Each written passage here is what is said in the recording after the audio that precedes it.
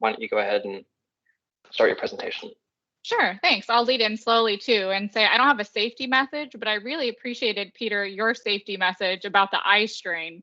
I did not know the 2020 rule, so I'm gonna start doing that because my eyes are degrading in COVID like everyone else's.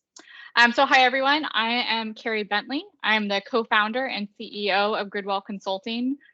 Most of you probably know me as the representative of the Western Power Trading Forum at the California ISO. But I'm not representing WPTF here. Greg Klatt represents WPTF. I'm representing Gridwell just to inject sort of an unbiased perspective into this. I think in a lot of proceedings at the CAISO here, anywhere in life, we get into a little bit of groupthink. So I just want to inject an alternative package. I'm not saying we can't go down the road we're going down, but I think there are some detriments, and I'd like to introduce perhaps another option for consideration. I'll note just a little bit about my background. I worked at the CAISO for about 5 years. I designed the existing CPM, portions of the planned enforced outage rules, the RAIN mechanism, 2 capacity markets that I don't like to talk about because they never saw the light of day. And since then, as a consultant, I've evaluated thousands of megawatts of RA contracts. So I'm pretty deep in the RA world. So I'm going to introduce over the next 30 minutes what I'm calling a seasonal slice proposal. And what it does is it ensures hourly reliability more on the counting rule side rather than the requirement side. So the slices so far have been entirely looking at dividing up the day and kind of pinning that requirement first, and then looking at the counting rules. And this flips it. This says, let's make sure that the counting rules are an accurate reflection of reliability across all hours and value resources that way. By doing that, it allows us to prioritize CPUC and CAISO coordination. And I think it allows for a more transactable product. Finally, I think it's just a little bit more pragmatic because it preserves the benefits of joining the ISO. Oh, hold on, I'm being told to open the chat. So I think it preserves the benefits of joining an ISO. And this is something we talked a lot about at the last meeting, and that's a portfolio effect. Is Gridwell a party to the CPUC's RA proceeding? Gridwell is not, but I am on behalf of several clients, I believe. I'd have to double check that. Thanks, Peter, for the question. I talk a lot about the portfolio effects in the appendix. I'm not going to go through that here, but I think one of the main benefits of this proposal really is that it preserves the load and resource diversity benefits that we all have by belonging to a RA system greater than our own individual LSE. So first, as a pretty quick and easy presentation, I'm just going to go through the framework because I think it's impossible to talk about counting rules without knowing the general framework. And then I'm going to talk specifically about the counting rules and then a slice validation and then just a quick recap. So here's the framework. I propose that there's going to be seasonal showings, maintaining a peak load requirement, so 1 slice, making that seasonal, having a seasonal resource QC value, and then enhancing the counting rules, and then doing a net load peak validation. So you could think of this basically as a 2-slice proposal. And then after having experience with this, then hopefully we'd be able to sunset the MCC buckets. So for the seasonal showing, seasonal showings for all RA products, that includes system, flex, and local. I think you would need a summer and non-summer, but you also could have 3 seasons. This isn't a showings or requirement workshop, so I'm not spending a lot of time on this. We'll go into that perhaps if you're more interested at a different workshop. But just to maintain the framework, so it's the seasonal showings, you'd maintain the annual local RA requirement, because remember today, the local RA requirement isn't monthly, it's annual. And then per the CAISO's proposal and their most recent RA and enhancements initiative to sunset the flexible RA requirement. In the interim though, that would move to seasonal showings as well. There would be a peak load planning requirement. Peak load planning is still a key element in ensuring reliability. I know that's not our most immediate challenge right now, but we still have to ensure that we have sufficient capacity up to the peak. That's true in all months and all periods. We still need that peak capacity, and that's what our must offer should be based on as well. For the requirement, I think we could actually maintain the 17.5% planning reserve margin and then focus on doing an LOE study in another track. And this is consistent with the existing planning reserve margin as it is today. But there certainly is a push and pull, of course, between counting rules and the requirement. So for the seasonal counting rules, this is where the bulk of the presentation is going to be, and the details are in the next section. So I would propose to do a seasonal NQC that reflects resources contribution to reliability in all hours. So that would be taking the current ELCC that we have. I think the path from Exceedance to ELCC has been well worn, and there's a lot of evidence on why we moved from Exceedance to ELCC. And I'm really struggling to understand why we would throw out all that group expertise that we have in the area of ELCC. ELCC is a great measure of reliability in all hours, and if we do it accurately and update it every year, that really does measure each resource type contribution to reliability in all hours. So I would propose that we maintain our peak requirement and then just enhance our ELCCs, which I'll get into in the next section. I would expand this for hybrids and then all operationally limited resources. By operationally limited, I mean any resource that's limited by fuel, by energy, or by use limitation. I think very similar to PG&E's presentation, I think dead on for non-use limited thermal assets. I think a UCAP light, and then if the CAISO can demonstrate that UCAP is a good measure of reliability, we can move there. And then additional updating DR and hydro counting rules. So then on top of all this, I think just in case that the ELCC methodology, for whatever reason, isn't perfectly capturing resources contribution to reliability on all hours, we should do a peak net load validation. So I'll get into additional details later, but what this would be a validation of LSE showings just as it is today under the CPUC and CAISO rules, but then an additional validation on top of that. So it would compare aggregate system RA showings, and then you take out the solar just for compliance purposes. That solar would still stay in the RA showings and still have a must offer, but just for this validation, you take out the solar. And you would compare whether the aggregated system RA showings minus the solar would meet the peak net load requirement in that season. And this would ensure that you have hourly reliability, even if solar wasn't available to the grid. Now, you may wonder why I'm saying solar and not wind, and I'll get to that later. So the seasonal slice proposal benefits, I think this meets commission goals. It's coordinated with IRP and CAISO rules and systems. The ELCC methodology captures all hours, including non-solar hours, and it invites the use of a transactable product. And it works with both small and large LSEs. I think most people should be really cognizant of the fact that the more complicated the RA program is, the harder it is for smaller entities. That means smaller developers, smaller CCAs, and the people who are increasingly on our system. I know that 5 years ago there were just 3 main IOUs and a handful of resource owners, but that's not the world we live in now. I think we have something like 76 load serving entities. And if you want to have 76 load serving entities and engage with all the new storage and solar developers out there that are also small players, we need to have a system and a framework that is transactable and understandable.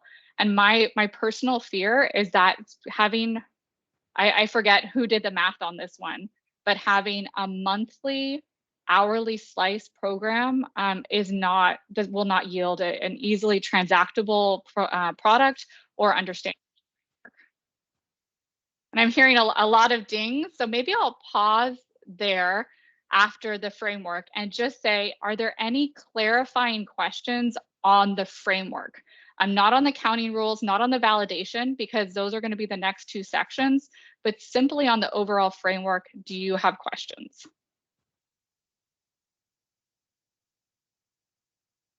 And it looks like, Doug, do you have a question on the framework? Yeah, I think actually it may be more in lines with reactions. Let's hold off on reactions till the end. Yeah. Yes, I got a lot to say about it. Yeah, Paul, do you have a question on the framework or do you have a reaction? Paul I Nelson. have a question on your comments on ELCC. So if is that you considering that part of the framework or not? No, let's go ELCC would be in the counting rules. So after the next section, why don't you? Okay. Okay. So I'll keep my hand up, and then when you get to that. Sure. Brent, do you have a question on the framework? Okay, I do. So in the first round of this, the CPUC selected slice of day. I was wondering, like, in your opinion, how this fits with CPUC's preference for slice of day. Yes, so this is a 2-slice validation. So it's slice of day looking at 2 slices, but then the ELCC looks at all hours. So you could think of it as an hourly slice on the counting rules side if you really want. But on the requirement side, it's a 2-slice requirement.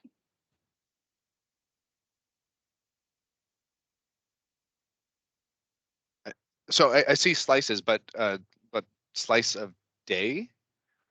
You know, I think that the key. One slice of day is the peak load, and then the next slice is the net load peak. So you're essentially saying, I want to ensure that I have reliability for both the net load peak and the peak. So it's 2 slices. Yep. Thank you.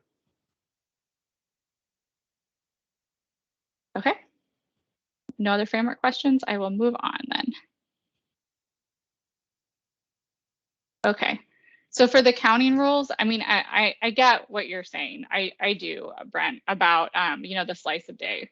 But I think we should take a step back and say, okay, resource limitations and hourly reliability, which is the point of slice of day, can be reflected primarily on the RA requirement side or in the counting rules. Obviously, there's a tension between the two, but you could have to decide which one you want to pin down first. So this is just an alternative proposal to doing it through the requirement side. So I think what this does is it reflects availability in the counting rules with this additional validation process. And I think the intent of slice a day is to get to that validation process. We want to make sure that we're not just looking at the peak, we're looking at other slices, which I think can be reflected in the net load peak. So the ELCC methodology, I think, establishes a QC based on equivalent reliability to a perfect resource in all hours. And I think that all hours is the key to why ELCC is such an effective measure. An accurate ELCC, I think, should be used for anything that has a use limitation. So that's not just fuel and energy, so no, not just storage, but I think it should apply to storage and wind and solar, but also resources on our system with use limitations. I mean, we should allow the ELC to discount the RA for these resource types so we can efficiently have a means of comparing resources contribution to reliability in all hours. The next thing I think that's important to consider about counting rules is that it should be coordinated across all proceedings. And if you only remember one thing about my presentation, I hope you remember this slide. So coordinating RA counting rules from the planning and IRP proceeding to the RA proceeding is incredibly important, and it should not be dismissed easily. And that's because these have to be coordinated to prevent under or over procurement and to ensure efficient entry and exit of resources. If we plan to one standard and we build to one standard, and then we have a completely different standard in RA, either we're going to have insufficient resources by the time we get to the RA timeframe, or it's going to look like we overbuilt, and then these resources are going to be allowed to retire. I mean, I think we have to consider transaction cost and administrative costs, but really the coordination between proceedings or the lack of coordination between proceedings is what's going to cost the Californian ratepayer the most, right? If we overbuild and then let it release it in the RA space because the CAISO studies make it look like we don't need those resources that are now uneconomic because they're not getting procured through the RA program, that's really inefficient. So one of the best things we could do is coordinate with the IRP. And the IRP uses incremental ELCC, and I think this is a game changer. Right now, the RA uses average ELCC, and so they moved to what they're calling incremental ELCC. I had never heard of this before, but what it does is it buckets groups of resources by contract date or COD. I mean, it studies these resources as a group and to their specific contribution to reliability across all hours. So if you look at the IRP studies, they did different types of storage, different durations of storage, and wind and solar, and they discounted that. And one of the main benefits, in my mind, of doing an ELCC is it naturally allocates the diversity benefits between them. So that is, in my mind, the coordination. However the IRP does it, it should be as much as possible how the RA program does it. If not, you know, there needs to be some sort of measure between the requirement and measurement of resources in IRP, and we should just double check that we're not, you know, releasing resources too soon in the RA program or leading to a deficiency, which would jack up the RA price for no reason. ELCC, I'll note, is a targeted tool, but I don't think it's necessary for all resource types. As I said before, I think it's best for resources with some sort of operational limitation. I think that you know, use limited CTs fall into this category. If you look at the age of our thermal fleet, use limited CTs are probably the oldest in the system, and we'll have to make decisions about retiring them first. So I actually think it's very appropriate to measure very accurately their contribution to reliability of the grid, because we're going to have to make some tough choices about allowing the thermal fleet to retire or repower very soon. And I know right now that storage and operational limitations are on the forefront of our mind, and we do have to solve it. But the next thing we have to solve is our aging gas fleet. And the way to solve that, in my mind, is to make sure we're accurately measuring its contribution to reliability. Likewise, I think we have to update resources for hydro and non-dispatchable. And I thought actually PG&E had a great proposal for how to measure these resource types. So I just want to do a quick note on exceedance. I'm really confused, I have to say, why we're moving here. I mean, most of us lived through exceedance and moving from exceedance in 2017 to ELCC in 2018.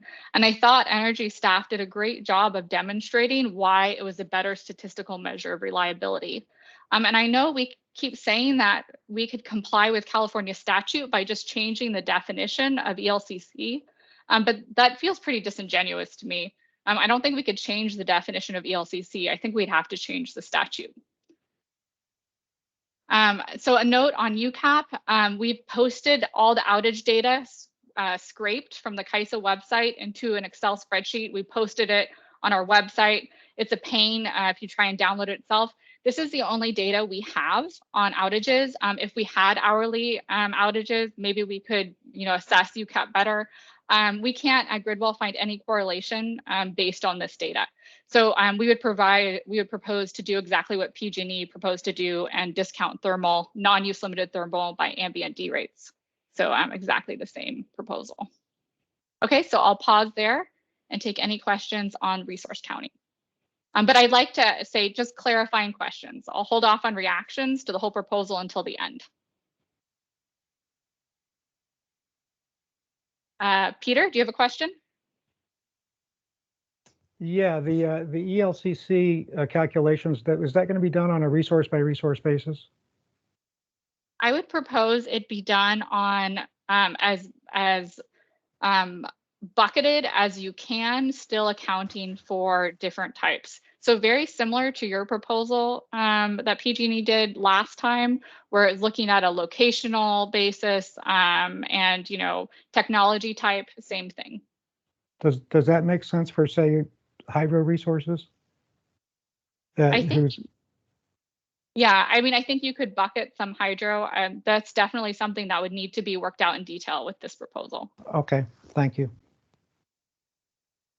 Okay, Doug or Paul, did you have a clarifying questions about this or just reactions still? No, I've got some.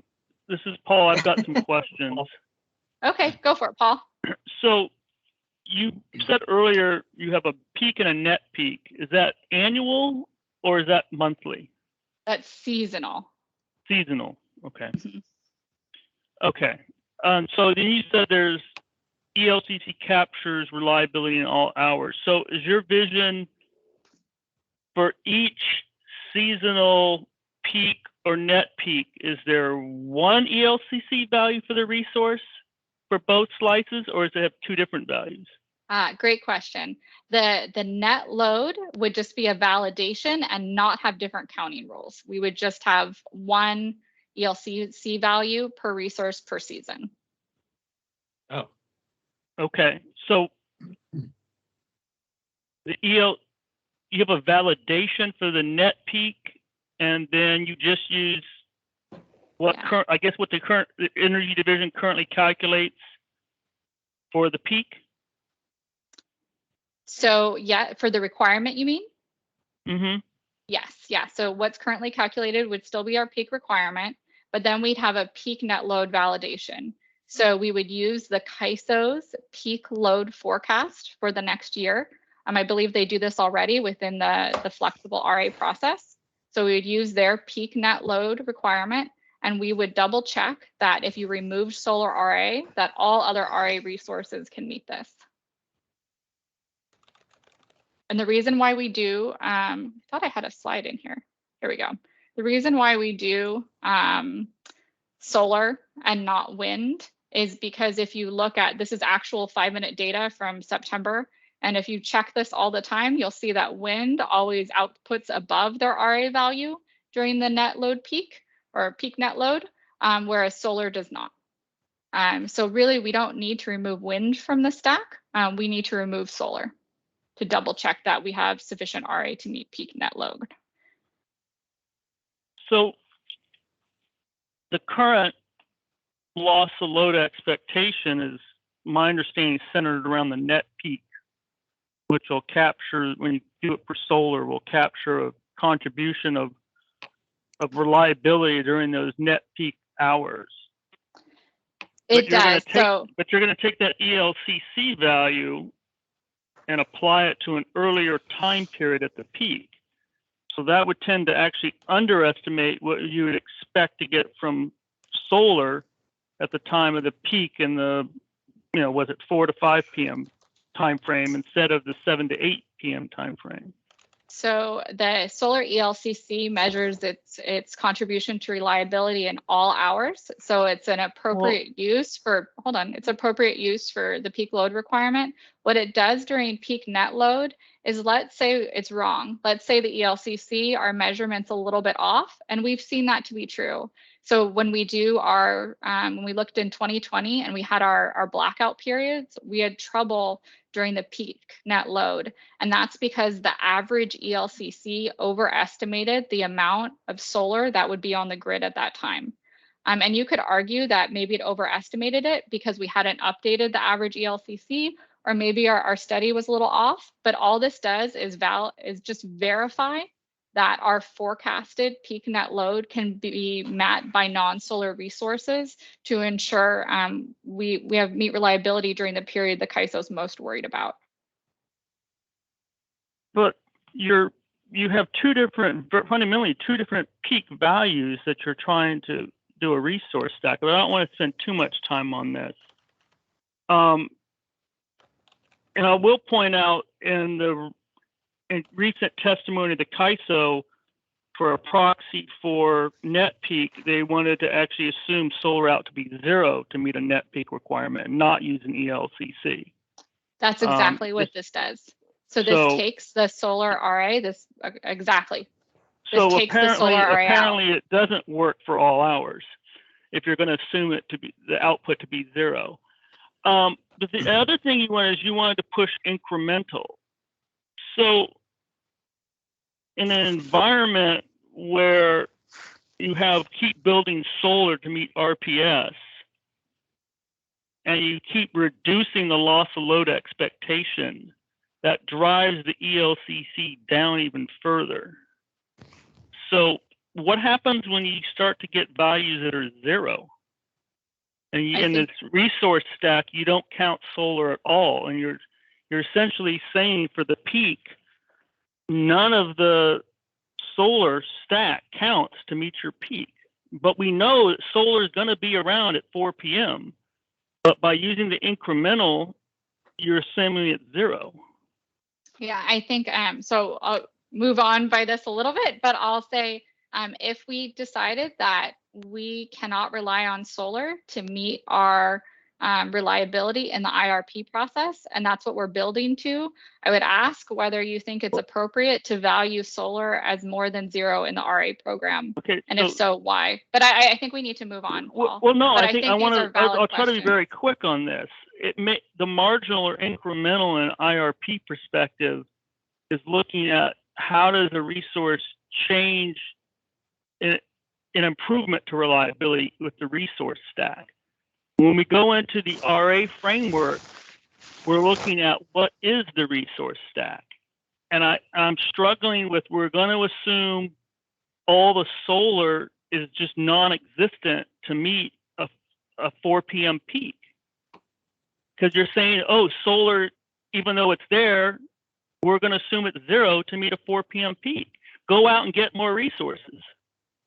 I see this is a good clarifying point. So the midterm IRP doesn't make all solar 0.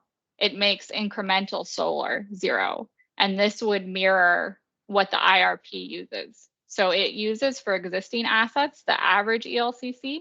And so those solar resources would retain that value. But I think my main point in my presentation, which is great that you brought this up, is I want to mirror what the planning process does. Because if we don't mirror that, then you're going to not have efficient entry and exit of resources. Okay, and I'm running out of time. So I think I'm gonna get one more question. Unless Kathleen, can you hold out till the next one? Yep, okay, great. Okay, so last section, it's very short. Seasonal slice validation. So this is our second slice that we want to check. It is for compliance and requirement purposes only. It does not have new counting rules with it. So again, the solar RA would be removed from all LSCs showing. And then we would look at the remaining aggregate RA and we would validate that against the aggregate net peak load. It is really important to look at this in aggregate because otherwise we lose diversity benefits between both load and supply. If there is a deficiency in aggregate, then each LSC non-solar RA portfolio would be compared against their own individual adjusted coincident net peak load. We have to adjust that load as was talked about by the CEC in the last workshop. So the deficiency would be allocated to the short LSC, there'd be a cure period, and then any remaining deficiency would be considered a shortfall under the existing system rules set by the CPUC. I already went over this slide, so it's an easy one. I just want to say, do we need to ensure battery charging energy efficiency and slice validation?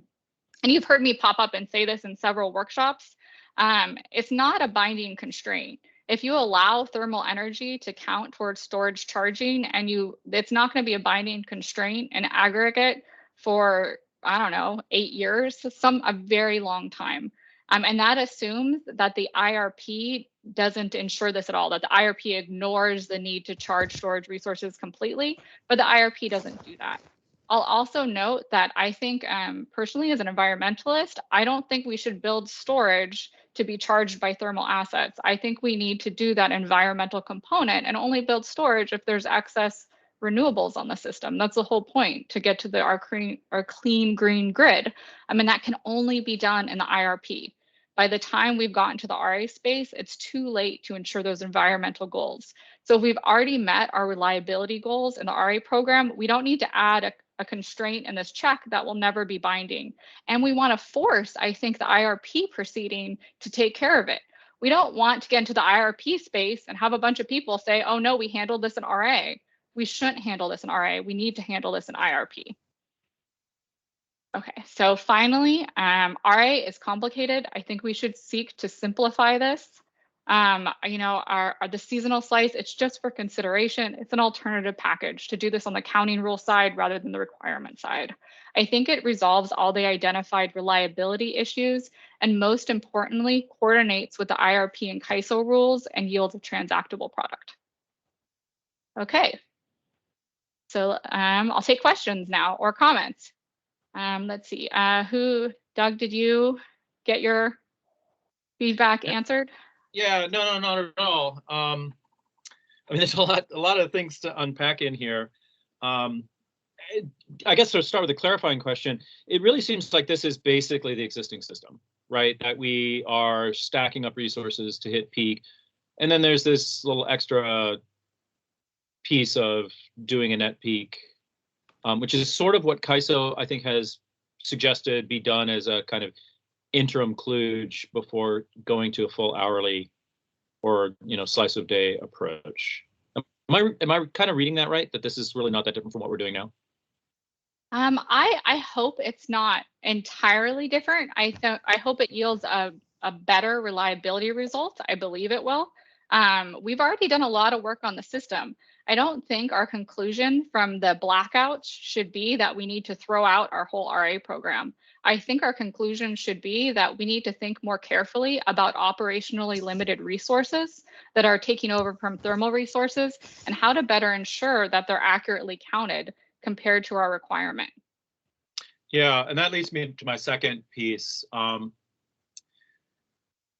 think the reason we're moving away from it actually is because the existing system does not actually count the contribution of hourly resources very well at all. It's very informative, the Energy Commission's recent modeling, which was a really direct, wasn't intended to be this, but it was a direct head-to-head comparison of NQC value of gas versus ELCC values. And it turns out that the NQC values are overestimating the contribution of gas by like orders of magnitude. If you do a 1-for-1 swap, you get 100-fold decline in reliability using gas over the ELCC values, which is a pretty, to my mind, from a modeling perspective, as a modeler myself, that's not a good look, I think, for ELCC values. And also, so wait, I just want to pause though, Doug, because the comparison we're not doing here is between ELCC for thermal and PMAX for thermal. I think we need to adjust thermal by ambient D rate, and I think we should maintain ELCC and actually have more resources use ELCC. I think the scary part of the hourly requirement is we're not proposing to keep ELCC. We are moving backwards in time toward exceedance, which I bet if the CPUC had added exceedance as a measure of reliability compared to ELCC and PMAX, it would have yielded a very different response. Yeah, maybe. I mean, I think the thing is that ELCC is defined across all 24 hours. And where the system RA program really falls down is it confuses what is essentially a partial derivative of reliability with respect to the penetration of a particular resource with the ability to deliver at net peak, assuming net peak is the only thing you have to worry about, which, as we know, as we move forward to a different grid, that's no longer true. We do. So when you say partial derivative, I take that to mean diversity impacts, right? What is your resource diversity during net peak? What is your load diversity during net peak compared to it? But let's pause here. I'm really interested in what you have to say, but I don't have much more time. Yeah. So let's hold off until the end. There's a lot to unpack. I guess maybe we can do that in comments. Yep, that would be great. Harry, okay, Brian. This is Scott.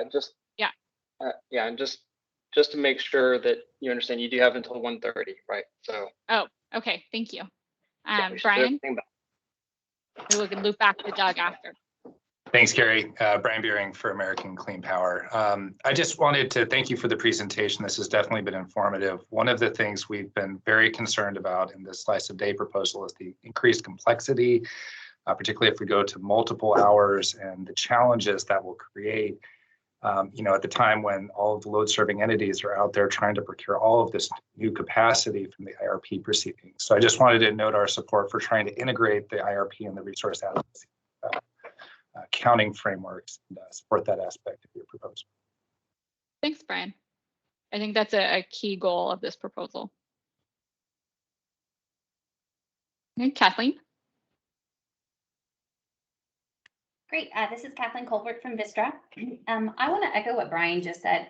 I think we believe strongly that the IRP and the RA processes need to have aligned counting rules because we need to be sending rational entry and exit signals. I did hear something I wanted to clarify that I think Paul referenced is that the RA system only works with the fleet that you have, but the RA rules also, because of the multi-year contracts that are essentially out 5 years, are starting to actually be able to pick up new resources. And so we are seeing under the RA contracting new resources being picked up. So that's important to keep in mind. The other thing that we are seeing is that while we're not having an exit right now, hopefully these rules will be durable enough that rational exit will be important as well. And so just really echoing what Brian said, having a rational system is what's going to benefit everyone, including consumers.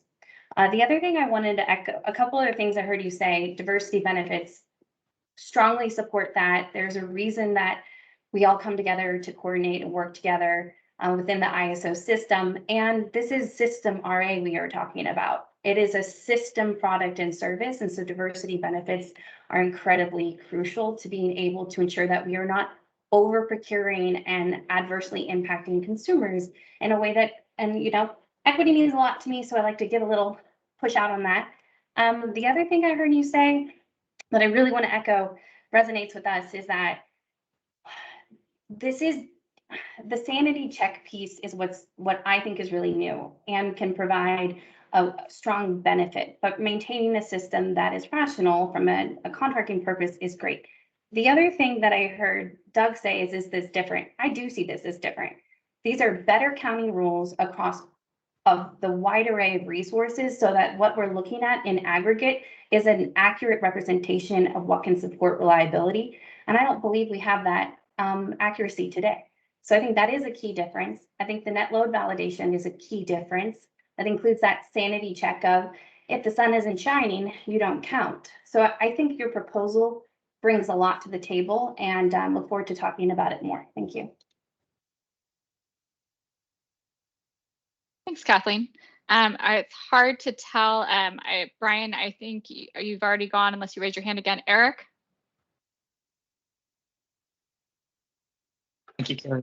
So on the discussion earlier about having this coordinated with the IRP, you know, I've been a longtime advocate of RA and the IRP working together. That said, they don't need to use exactly the same methodology. So when you look at IRP, they're going to have to figure things out because ELCC is not going to continue to work completely. And the reason I say that is because as we move to a system that is going to be much more renewable and less emitting, I can envision a system in which I have an excess of wind and solar and a lot of battery storage, and I am over generating during the day, and I am consuming out of the batteries at night. If you continue to use an ELCC methodology that looks at loss of load probability in that space, the wind and the solar is eventually going to reach zero. And yes, there will be the diversity benefit by having energy storage, but we've already been through that game. We saw when Donald presented that information a few years back that he said there's a diversity benefit, but I don't know who it goes to. So we have to pick. Does it go to wind? Does it go to solar? What do we do with it? And I don't think we ever made a decision on that. So when we start looking at that type of a future, I don't think that ELCC in and of itself is going to work. And if any ELCC in and of itself is not going to work, then we have to conclude that trying to say that during a 4 p.m. peak load need that solar is worth nothing because ELCC and IRP says it's worth nothing is also not workable. So I think we really need to rethink both IRP and RA in that sense for what that grid in the future actually looks like. Yeah, Eric, I have to say, I struggle with the logic of what you just said. And maybe it's just me, but I don't follow your logic that as we have more renewables and more storage on the system, that doing an ELCC assessment, either average, incremental, marginal, however you choose to do the ELCC, I struggle to say why that wouldn't be relevant. Why is that a bad reliability measure simply because we have more of those resource types on the grid? Can you help me out there? So help me walk through it then. Let's suppose that I'm building a grid that as I'm retiring gas resources, I am building primarily 3 different types of resources because that's what we have available to us. That's going to be wind, it's going to be solar, and it's going to be energy storage. As I build out more and more solar, and I look at its ability to remove loss of load probability, if the loss of load probability is at night, its value is going to go to 0, correct? Well, so I guess the way I think about it is as we build out solar, its contribution to allowing us to meet our hourly load need will turn to 0. At some point, every megawatt you put on either will need to go to storage or will be curtailed. And the ELCC allows you to evaluate storage or solar not in context of its historical output, where you might just say, oh, it's getting curtailed. but it allows you to say, what is its contribution to reliability given the other resources on the grid? So given, like, I think you're being very dismissive of the diversity benefit, which is one of the key benefits to ELCC. Yeah, I understand that, but like I said, have we figured out who the diversity benefit accrues to? Because that was the struggle that we had last time, right? Donald went out and did a study. It was a discussion during the RA stakeholder process saying there's a diversity benefit coming from battery storage being put on the grid, but I don't know who gets it. I could give it to battery storage, but that means an ELCC greater than 1, and I can't have a must offer obligation greater than 1. So there is no way to guarantee that. Just to pause there, you know, it depends on how you do the studies, but right now we're not seeing the ELCC for storage equal to 1. You know, the IRP showed that at least in the incremental space, storage is discounted, and it's discounted quite significantly because of its operational limitations. So you wouldn't get it greater than 1. I also think that that diversity benefit question is a key one, and you have that in Exceedance too. It's interesting to me that the Exceedance presentations haven't mentioned the diversity benefit, which was a key point in the original Exceedance methodology that we did. So no matter whether you do Exceedance or ELCC, you end up with a diversity benefit that has to be allocated. And I think it's a very fair question to say, who do we allocate it to? But I don't think that function of I don't think that having a diversity benefit is a function of ELCC. That's a function of having a diverse grid. Right, and the methodology that Edison suggested this morning actually deals with that diversity benefit, right? Because if I've got energy storage, I have to prove that I've got sufficient energy in excess of my needs to be able to charge those batteries. So that implicitly takes care of exactly the issue that you're talking about without trying to use an ELCC value to do it. And So anyway, I'll let you go on because I know you're limited in time. Yeah, thanks, Eric. Just to state it though, I disagree that it appropriately allocates it by doing the storage check. I don't actually think that's allocating the diversity benefit. And then thank you, Barbara. You're right. Nick did mention in his Exceedance presentation the diversity benefit. It just wasn't mentioned today. Okay, Chris, I think you're up next. Great. Chris Devon, Customized Energy Solutions. So thanks for the presentation. This kind of gets at some of the things I've been trying to say in comments here and there throughout the process. So I do think it's important to maybe think of a way to simplify these discussions a bit, because a lot of this seems to be a little bit overly complicated. So I think in particular, I like the proposal that you're presenting in the idea that you can keep the current counting rules pretty similar, and then just do the check against the secondary slice of the net load peak. And I think that does, line up with some of the other things that other people have been presenting, like SCE, and how you can make sure you can continue to do the similar type of contracting so we don't upset that. The other part of this one, I think it also does seem to very much evolve over time as you continue to get more procurement from the IRP flowing into the process. Then that changes where the net load peak looks like, and so I do think that piece of it as well can continue to evolve over time. So I don't really necessarily agree with others that have been concerned that this isn't going to evolve with the grid, because I think it does evolve with the grid as you get more and more of those other resources on the system. That does change the requirement that you're actually going to be checking against. And then lastly, the other part that I really support about this is the seasonal idea. I keep hitting on this in my input because I think that the seasonal approach is really important for talking about planned outages.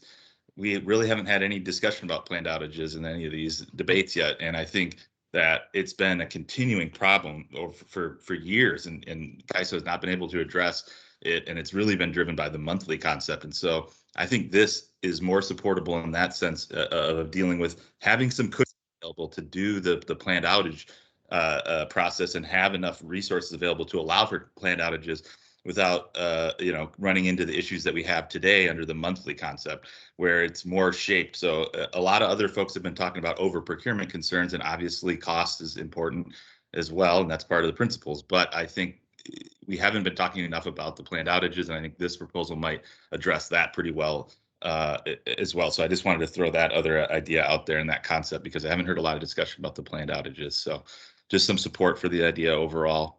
Thanks for injecting some other voices in here. I'll stop with that. Thanks, Chris. And it looks like I'm out of time, but I just wanted to say one thing. I know a lot of you are really concerned about solar and wind not counting for RA. and what that means. Just want to highlight that most RA contracts, or most solar contracts, wind contracts, are not RA contracts, right? You pay essentially for the REC value, and then the RA is incidental. And then the contracts with wind and solar that are RA based are from wind resources that are actually providing more value due to their location. And so the ELCC methodology really allows you to look at which renewables are providing RA versus providing that renewable energy, and parse that out, and I would say pay them appropriately. So the nice thing about this is that we don't have to go back and redo all of our renewable contracts. Under this structure, our renewable contracts stay pretty much the same, but then allocate RA to the resources that are providing the most reliability in all hours. So to me, we don't have to worry so much and get angsty that we're not going to pay our renewables. Renewables still play a key role. This is just a different way to consider them. Okay, and I think I'm out of time at that point. Thank you all very much for allowing me to propose this alternative option to everyone. Thanks. Okay, thanks, Carrie. So I see we have Brent and Sergio, I think, still had their hands raised. Can I just let them chime in really quickly if they felt like their questions were asked? And if not, I'll ask you to do the same thing we did for the PG&E panel. You can put them in the chat and see if they're answered that way. And I will note down your names if you and give you a chance at the end of the last presentation to ask for further clarification. So Brent and Sergio. Yeah, so this is Brent, Integrated Resource Planning Manager at SE. I just want to point out, I don't think the last presentation. So Brent, not asking you to ask your question, just was your question asked? It was not. I'll put it in chat. Thanks. Okay, put it in chat, and then I'll check back with you at the end of the last presentation. And Sergio? Same here. I'll put it in the chat. Thanks. Okay. All right. So next up we have Tom Beach from SIA, LSA, and Vote Solar. All right, Tom, are you ready? Yeah, I'm here. And I hear you. Can you hear me now? Yeah, I hear you fine. Okay. You know, I'm not the greatest at working these with the. Am I supposed to bring up my presentation? Yeah, if you look up in the upper right corner by the leave button, to the left of that. Got it.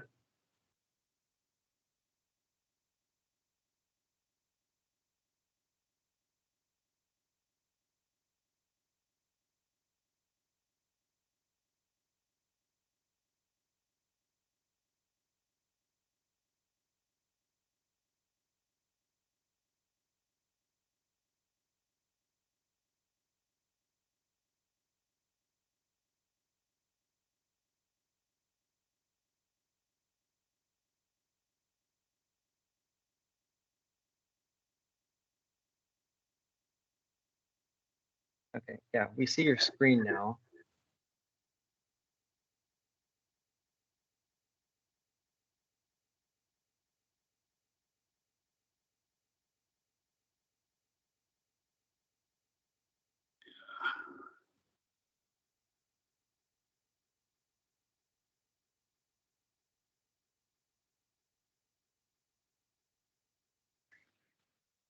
Tom, we're seeing your file explorer.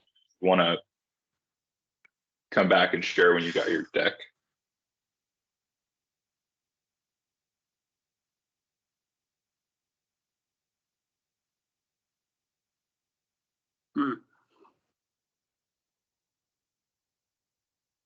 Tom, alternatively, Eric has all the presentations queued up and he can take over if you'd prefer, and then you just tell him which. Yeah, that'd probably be better.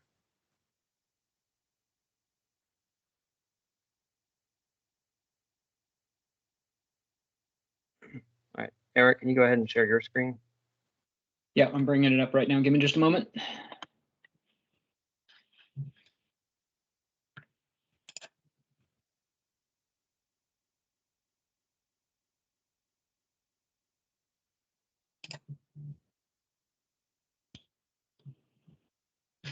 Okay, are you seeing the presentation?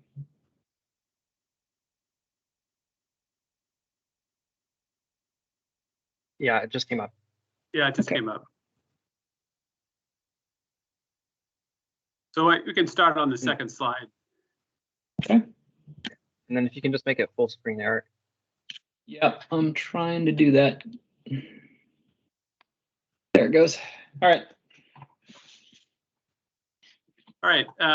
Sorry about that, folks. And I'm not the greatest Teams jockey here. Thank you, Eric, for doing this. So my name is Tom Beach. I'm with Cross Border Energy, and I'm representing SEIA, the Large Scale Solar Association, and Vote Solar. And want to do a presentation on our views on the counting rules for solar under these RA reforms. The first slide here is a picture of my best effort to approximate September of 2021 under a 24-hourly slice approach. And I just wanted to use, and I will thank Edison for developing the tool to do this, which we found very useful. I just want to make a couple points here about the RA values of solar and how they're going to evolve in the future, which I think are important context for a discussion of how to count solar. I think in the future, the solar is increasingly going to be a low-cost, clean source of energy to fill storage, and you can see that illustrated here. There's a lot of solar available in the middle of the day above end use loads, so that's, I think, in the future going to be the primary contribution of solar to meeting our capacity needs. There still is some capacity value that solar contributes in the tail of its output in summer months from 5 p.m. to 9 p.m. And these hours from 5 p.m. to 9 p.m. are the hours when most of the loss of load probability or expected unserved energy occurs in California based on the modeling, latest modeling that I've seen from E3 and the IRP. I also want to point out that the solar has some sort of intrinsic resource adequacy values that are not really, that are probably captured in an average ELCC analysis, but won't be captured in a marginal ELCC analysis. And probably the most prominent one is that due to the solar development in California, the hours of critical reliability have shifted from the time of the gross load peak to the time of the net load peak several hours later. And the net load peak is at a lower level, as shown on this slide, compared to the gross load peak due to the solar development in the state. There are also a bunch of portfolio effects from solar. The net load peak is narrower than the gross load peak, which you can see on this slide as well. And so it means that the net load peak can be served with shorter duration storage. There tends to be more wind available in California later in the evening at between 7 and 8 compared to 4 to 5. There also may be more exports available because it's later in the day in the markets that tend to export from east of California that export power into California. Some of these effects have been started to be brought out in some of the more recent ELCC studies that E3 has done, for example. So why don't we go on to the third slide, just kind of summarizes what I just said. So why don't we go on to the fourth slide?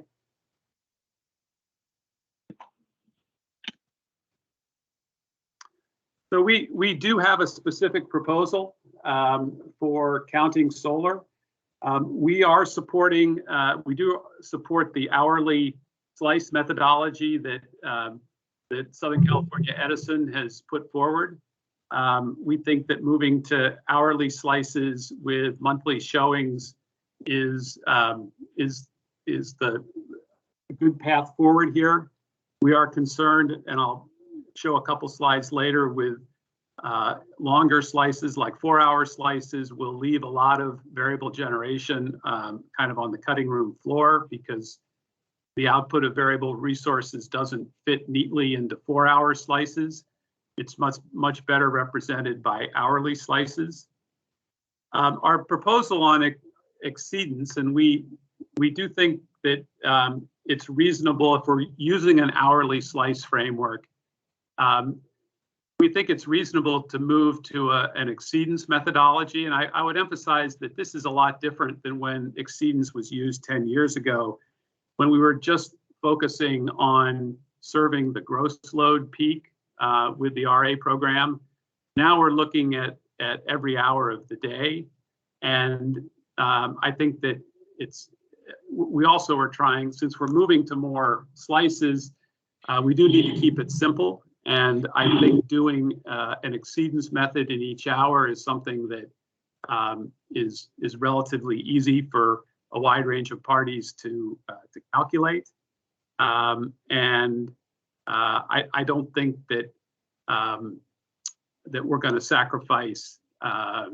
ELCC is a more kind of computationally and methodologically rigorous approach, but if we're moving to 24 hourly slices, I don't think we need to do ELCC in each hour.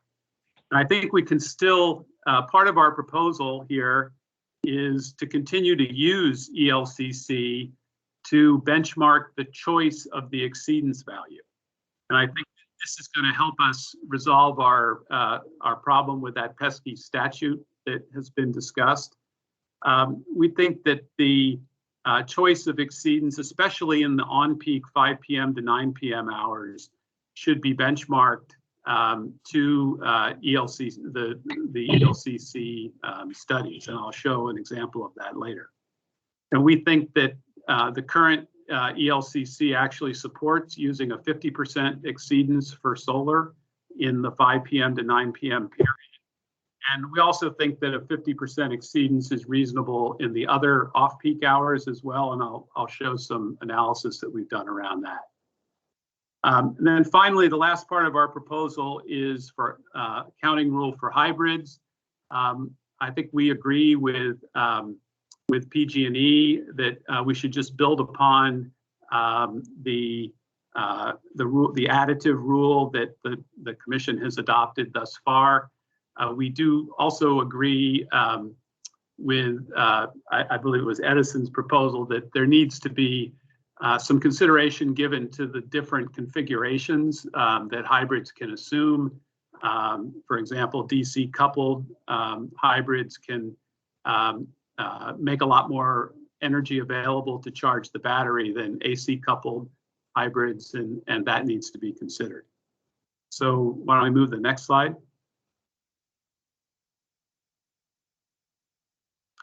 So the next two slides just kind of illustrate why we favor the hourly slices. This shows solar output in 2020 on the CAISO system. When you put it into, the green is putting it into 4-hour slices, and the blue is putting it into 1-hour slices. And as you can see that your solar output, especially in the morning and the evening, on the table or on the cutting room floor, if you use 4-hour slices. And we think that that's one of the reasons we think that moving to 24 hourly slices is appropriate. The next slide is a table that kind of quantifies that at both 50 and 75% exceedances. How much of the hourly solar output actually is counted for RA under both 1 and 4-hour slices. And you can see that the percentage of solar that gets counted is significantly less with 4-hour slices than 1-hour slices. So why don't we move on to the next slide?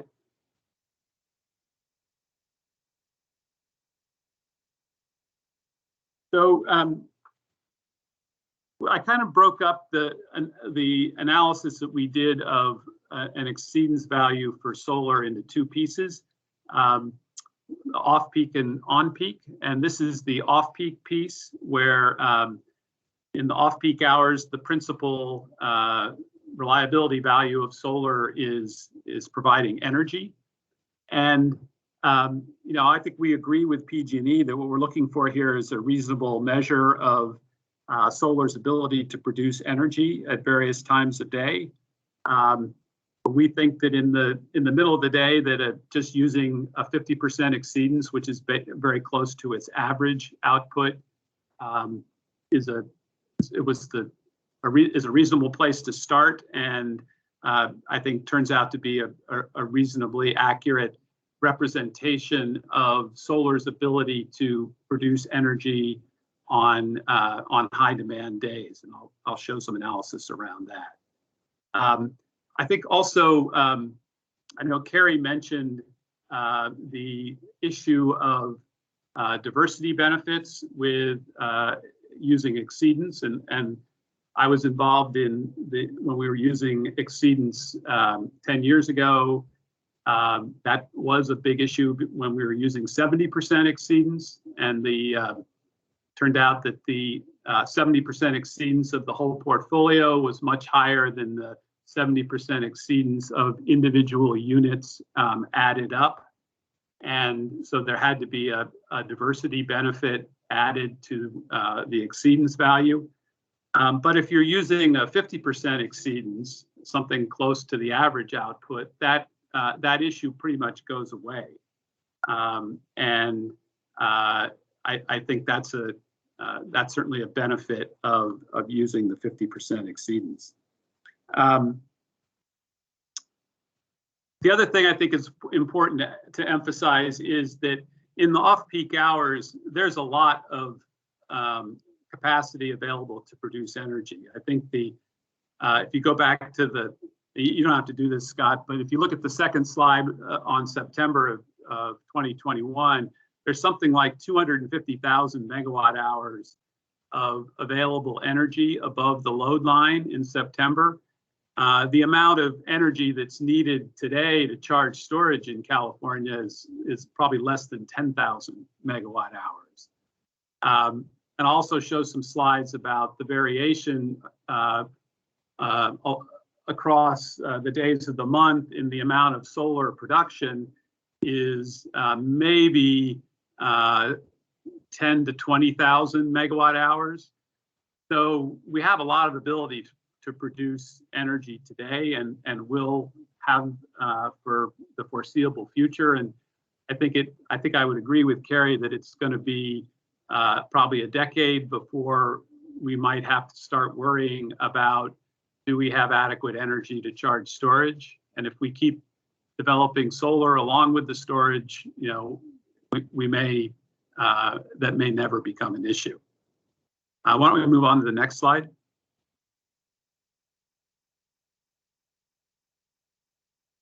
So here I took the model that PG&E developed of to look at different slice sizes, and it had data on both the 50 and 75% exceedance of CAISO solar output in 2018 and 2019. And this just shows by month and hour the ratio of the solar output at a 75% exceedance divided by the solar output at a 50% exceedance. And you can see that especially in the summertime and in the middle of the day, there's not much difference in California between a 75% exceedance and a 50% exceedance. A lot of the values are in well above 90% here. There does start to be a difference between 50 and 75% exceedance in the winter months. That's because that's when we have rain and clouds in California. Also, there are some differences early in the morning and late in the evening. I think a lot of those differences are due to changes in the length of the day across a month, not necessarily due to weather effects. The next slide. So the next two slides, I graphed the solar output on the CAISO system in megawatt hours. This is for the whole day. In the summer months, this is 2021, so this was this year. And the horizontal lines show the 50% exceedance output in these months. And obviously the September line is lower than the July and August lines, and the highest line is June, just due to solar availability across the year. And I graphed the solar output as a function of the maximum load on that day on the CAISO system. So the points on the right side of this graph are the high load days. You can see the 40,000 megawatt line there. And generally, certainly this year, in most of the months, the solar output on the high demand days was relatively close to the 50% exceedance line. I think this analysis looks at more of the high. I know PG&E's analysis just first day each month. This provides some more data. I think Nick made a comment earlier today that he'd like to see some more of the worst days. So that's kind of what we tried to do here. I think you will see a few data points that fall below the 50% exceedance line. And if you go to the next slide, which is 2020, you'll see that there was 1 month in 2020 in August of 2020, which I think we all know was an interesting month. There were quite a few high load days where the solar output was about 20,000 megawatt hours less than the average. You can see the green dots that fall below the green line there at high. So if we go to the next slide, I think that was this shows the August of 2020. The black line is the CAISO's peak load. And you can see the peak on the first peak there is August 14th when the blackouts occurred. And you can see that there was the green line is the average solar output on these days. You can see there was a period of time in the middle of the month where there was a dip in solar output. I think this is wildfire smoke related. Interestingly, the yellow line at the bottom shows the solar output from 5 to 9 that month, which did fluctuate somewhat, but there was less of an impact from the smoke than on the kind of daily average green line. Next slide. So I just saw a question from Barbara Barkovich about why I used 5 p.m. to 9 p.m. This slide shows why. Almost all of the loss of load probability in this E3 analysis is in the 5 p.m. to 9 p.m. Period. The other, I think, one reason for that is there's still a lot of solar on the system from 4 p.m. to 5 p.m. And there's a similar picture from the Servam modeling of the draft PSP that also shows that the expected unserved energy in California under the draft PSP is also primarily in 5 p.m. to 9 p.m. So the principle that I'm proposing here is that the choice of the exceedance should be benchmarked to the average ELCC. So the next slide kind of shows those results for solar. So here the monthly solar ELCC is the green line, and then I plotted the 50% exceedance solar output as a percent of nameplate over a 4-year period, 2018 through 2021, and the blue line is the average of those 4 years. And you can see that the 50% exceedance solar output does track the ELCC value fairly closely. It's a little bit below the ELCC in July and August, a little somewhat above it in April and May. But otherwise, I think, and over the whole year, the 50% exceedance averages about 13% of nameplate, and the ELCC was about 14% of nameplate. And you know, we strongly favor the use of an average ELCC calculation. We're trying to evaluate the contribution of the entire solar portfolio to reliability. Marginal ELCC is what you should use for procuring new resources. That makes sense. But for assessing the reliability of the entire portfolio, you need to assess the ELCC across across all solar resources, not just those on the margin. And so finally, I think the last slide is on counting rules for hybrids. And again, I think we're pretty well aligned with the suggestions that PG&E and Edison have made. We think we can just build upon the additive approach that the Commission has adopted. The storage component, you know, you need to make sure that there's adequate, that the LSC has adequate energy in its portfolio to charge the storage. For DC coupled hybrids, we need to consider that that the storage is charged without the energy going through an inverter. So there's more, and there's clipped energy that's available to be stored from a DC coupled hybrid. And we also strongly support Edison's concept that the storage output can be allocated across, you know, the hours where it's needed. Doesn't have to be put in a single 4 hours, shouldn't have to be put in a single 4-hour period, so long as you don't use more stored energy than's available.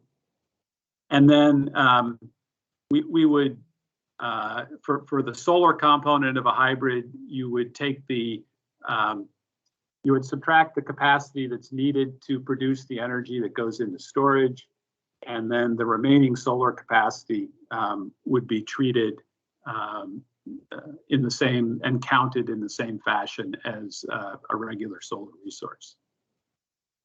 So that's my presentation, and happy to answer questions.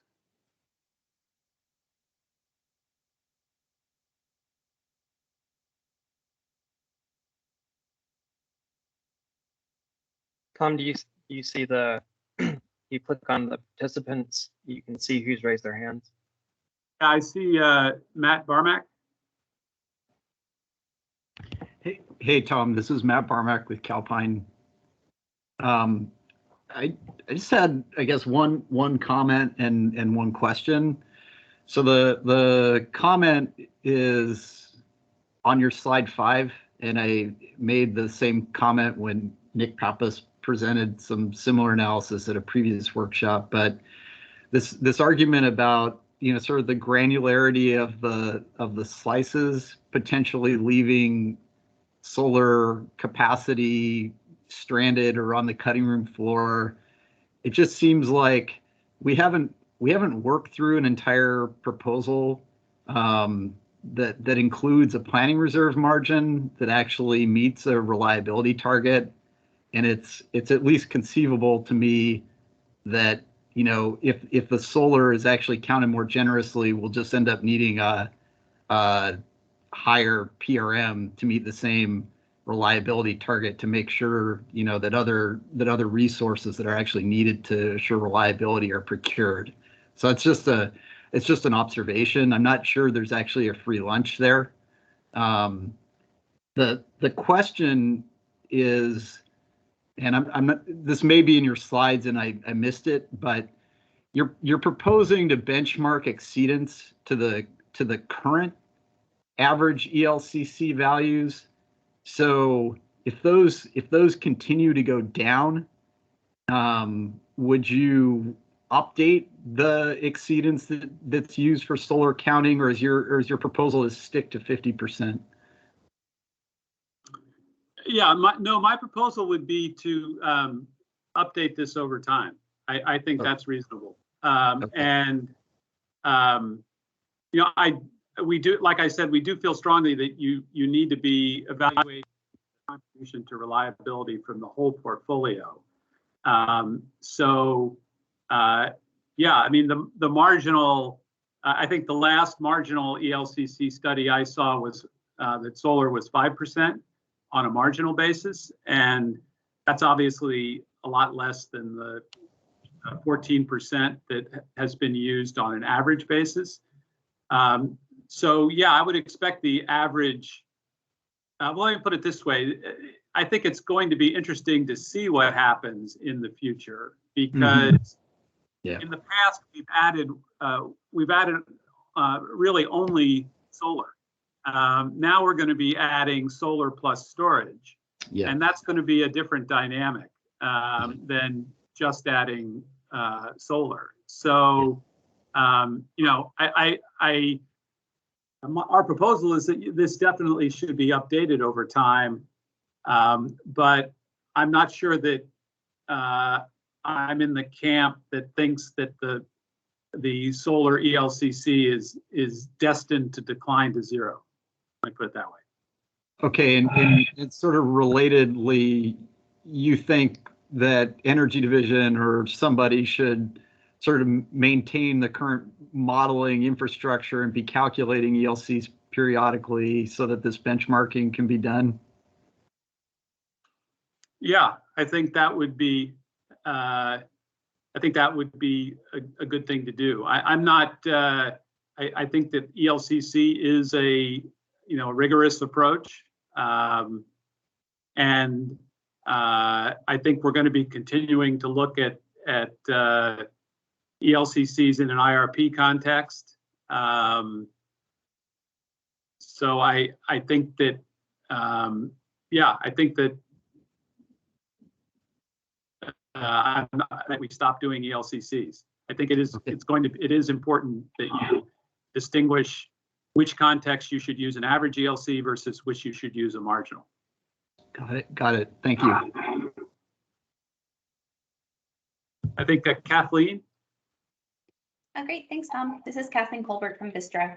Thanks for giving your presentation. I appreciate you taking the time to put this together. I think I have a question, and I had a couple reactions, but my question has to do, and I think this slide's fine. Talk about energy, and then you talk about the counting rule. But I think in another slide, you also separate them as energy and capacity. On slide 4. And I thought this was probably the most upfront description I've seen of the fact that, what I think has been confusing about a lot of these conversations is that what I think we're talking about is adding an energy requirement and adding an energy counting, and then talking about embedding energy into the current RA contracts. And this is the first, I think you right here have probably laid that out most clearly. So I just wondered if you could confirm for me that is what you were thinking here.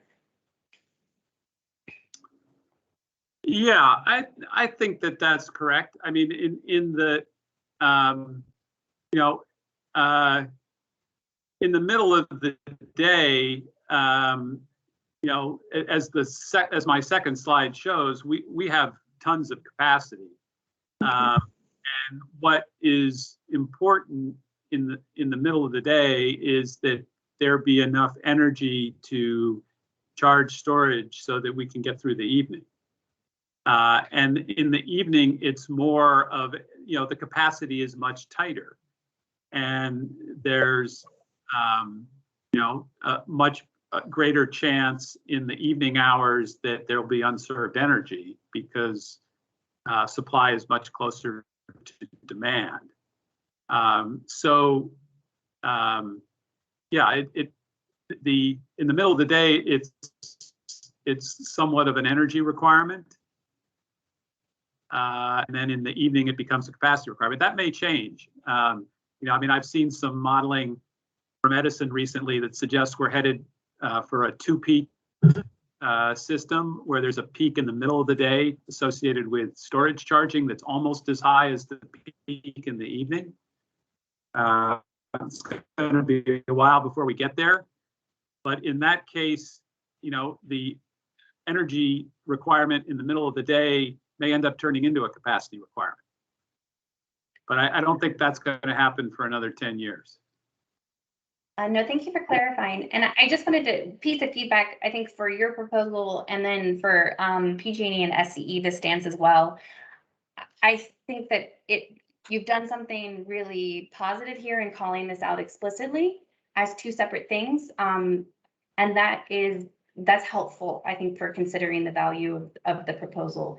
So I would just encourage you to keep thinking about these as two separate items, an energy and a capacity. And then I think that can help and just kind of keep it clear. Because a lot of what we talk about has to do with capacity. And I completely agree with the idea that renewable energy should be receiving value through RECs. Energy that's providing a reliability, energy should be valued in the daily markets appropriately. So maybe we need some scarcity pricing changes there to make sure they are. But I do think it's helpful to make sure that we are not conflating energy with capacity. And I appreciate you doing that here and keeping them separate. The other thing I really appreciate that you did is on slide 7 and putting some numbers behind the energy that's available. Because another thing that has been difficult for me on the storage charging conversation is that we've been talking about needing enough capacity to charge storage. And I will say that I think this should be handled in IRP, and I think IRP is designed to be doing this. This is the amount of incremental storage that is going to be included in our forward plans, and it's being modeled that storage is being supplied by energy under that model. But you again called this out explicitly that it's energy and not capacity. That is really what we need to be thinking about what is going towards supporting that charge. So and showing just how much there is on the system, I think further supports that this is not a problem that we need to solve in this current docket, in these workshops. And I mean, that's my takeaway. So I want to add that to the group. But I think the data you put out and by refining this to refer to energy available to charge, again, is an improvement to the conversation on this piece. So I want to thank you for that. I guess I would say I don't think it's a hard problem today.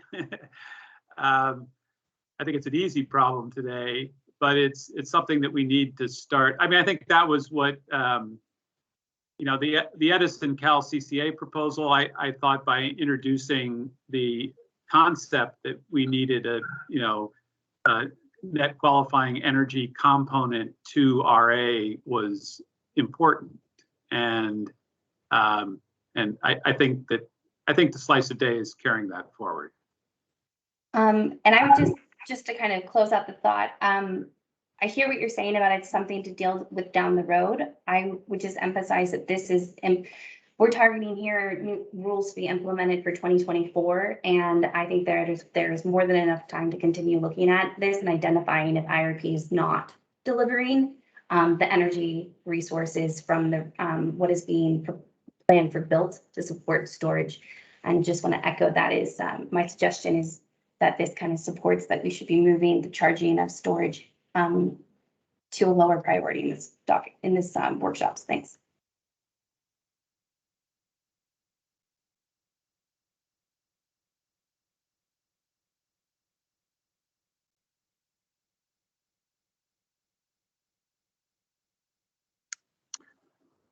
So Scott, Unless there's some questions in the chat, I don't see anybody else. Yeah, any final questions for Tom?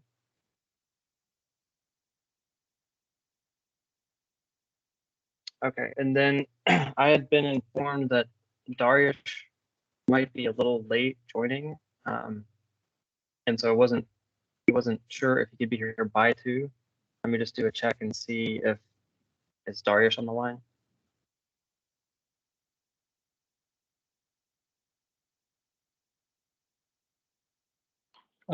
I'm here. Can you hear me? Okay. Yeah, I can hear you. Yeah, okay, good. Okay. And so Darius, you're up and you can share your screen. That would be me. Let me see if I can do that.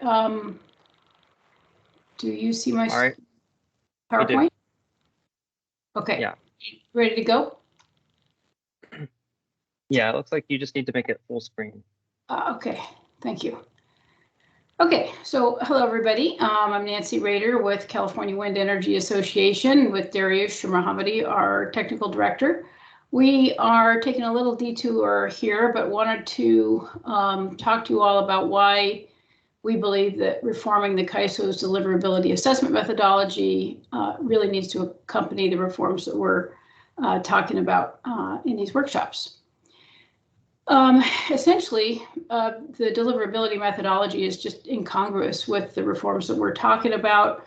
Now, CalWIA and others advocated the benefits of deliverability reform over a decade ago, but these discussions really underscore the necessity of reform here in our view. To count toward an LSC's RA requirement or to net its load, depending on how we do it, a resource will have to meet the CAISO's deliverability requirements. And that ensures the resource's output can be delivered anywhere on the grid. So the problem is that the CAISO's deliverability methodology is designed around very rare system conditions at a time when we're expanding the RA window to look at a much larger number of energy delivery hours. So there's just a fundamental mismatch there. We think it just doesn't make sense to prevent use limited resources from obtaining deliverability status based on very constrained system conditions, while at the same time increasing the number of hours that are relevant under our new paradigm. It'll also be important to consider the location of storage resources. So CalWIA, together with the California Energy Storage Alliance, formally submitted this as a proposal into the CAISO's policy initiatives catalog for consideration. We think it should be considered here as well as there, but that they really should be done in parallel. And I just want to go over the benefits of doing this because it may seem tangential or or difficult, but it is really worth it. And so here are the benefits. We can make much better use of the existing transmission grid than we are today, and without any impact on its load serving capability. We can prevent overbuilding due to what really are phantom shortfalls. We can increase our ability to meet the massive near-term RA requirements ahead of us, and that's particularly true given the delays in the transmission upgrades that we're seeing. We can, all the existing projects that now have energy-only status can immediately get deliverability status and increase the RA supply. And of course, we can enable new resources to get on the grid as well. We can also increase the number of development locations where folks can go and still get deliverability capacity. And obviously more resources in the RA market increases competition, lowers costs, and benefits ratepayers, and will help load serving entities meet their RA requirements.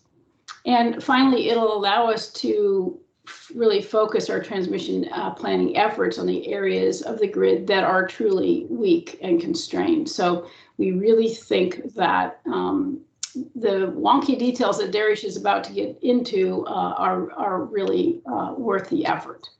So I'll turn it over to Darius now. Okay, maybe you want to go. Okay. Obviously, I'm going to go into some of the weeds. There could be a number of changes that could be made to the deliverability method that CAISO uses. We are not advocating those, anything fundamental. We are advocating some simple changes that could have low-hanging fruit changes that should have a significant impact on improving the availability of delivery capacity in the grid as has been calculated, and especially to work with the framework that we believe is most consistent for California, which is seasonal slices of day approach proposed by PG&E. In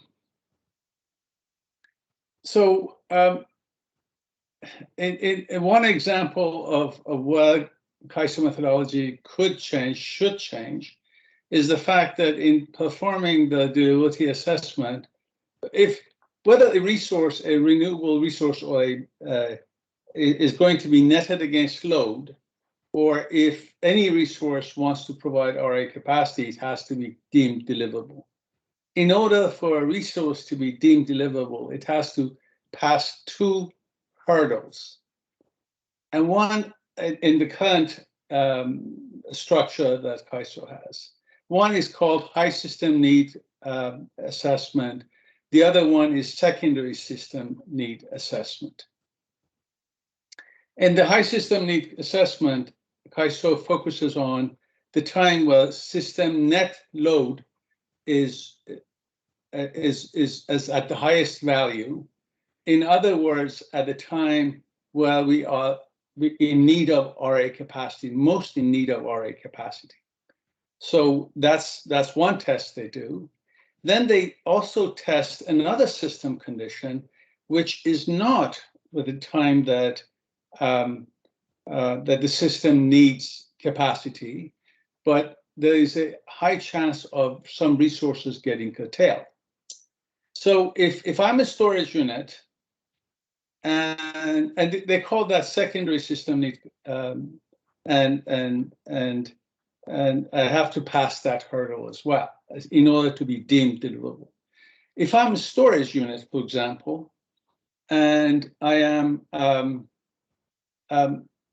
deliverable in high system need case, in other words, I can really provide RA capacity. It comes to secondary system need condition, and in fact, during that time period where the gross load is high, not the highest, but high, the solar generation is high, the wind generation is also high, so everything is high, and there's a chance of curtailment happening. And in that scenario, I actually, as a storage, may be charging, not discharging, but CAISO will study me as discharging at full amount. And if I cannot deliver my power at that time at full amount, I'm not deemed deliverable, so I'm shut off from getting providing RA capacity that actually I could provide during the real system need for capacity. Well, I think preventing curtailment is a good thing, but for the purpose of RA, providing RA capacity, looking at secondary system need is not needed, should not be required, and it should be dropped. That second test should be dropped, and it's simple to do. And also, you have to remember that CAISO studies this very rare system condition with very unique dispatch, which may never happen in real life. There are other changes that need to take place. For example, for each slice of day, deliverability for that slice should be looked at on its own merit based on a logical dispatch for that slice. But aside from that, there should not be anything related to secondary system need.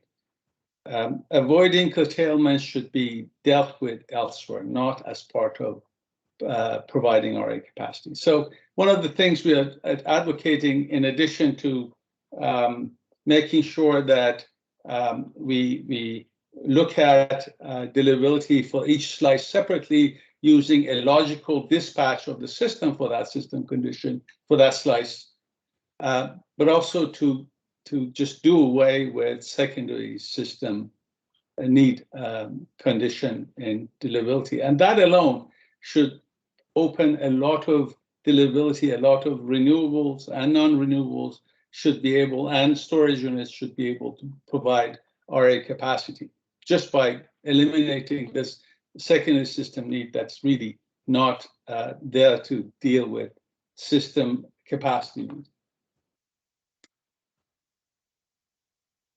The other issue is if you're a resource in LA Basin and could meet the capacity need of LA Basin, if you are not a system RA resource, you're not basically allowed to provide local system need either. So if you cannot send your power to San Francisco Bay Area, for example, when in testing for a system, whether a resource is deliverable on system-wide basis, the test is done against serving load. I'm sorry, let me.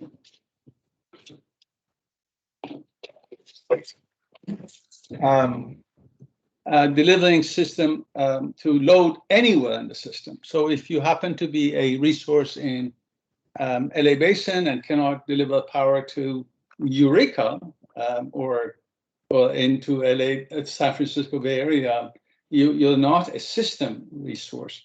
And then because you're not you don't have RA designation, you don't have an NQC, so you cannot provide local system capacity. We think that local resources, at least those who are within an LCRA, should be tested for providing local system benefit. And even if they cannot get the power to outside, to far away places, since there are local system needs, should be allowed to provide local system. This hasn't been a big issue in the past because most of those resources get absorbed in deliverability assessment by the local load if they happen to be in LA Basin, for example, or in San Francisco Bay Area, Greater Bay Area. But as the number of resources increases, we are seeing PAP 26 getting overloaded, and as a result of that, a resource in LA Basin may not be deemed deliverable and may not even provide local RA capacity. So I think there should be tests developed for deliverability of local resources that are not system tests.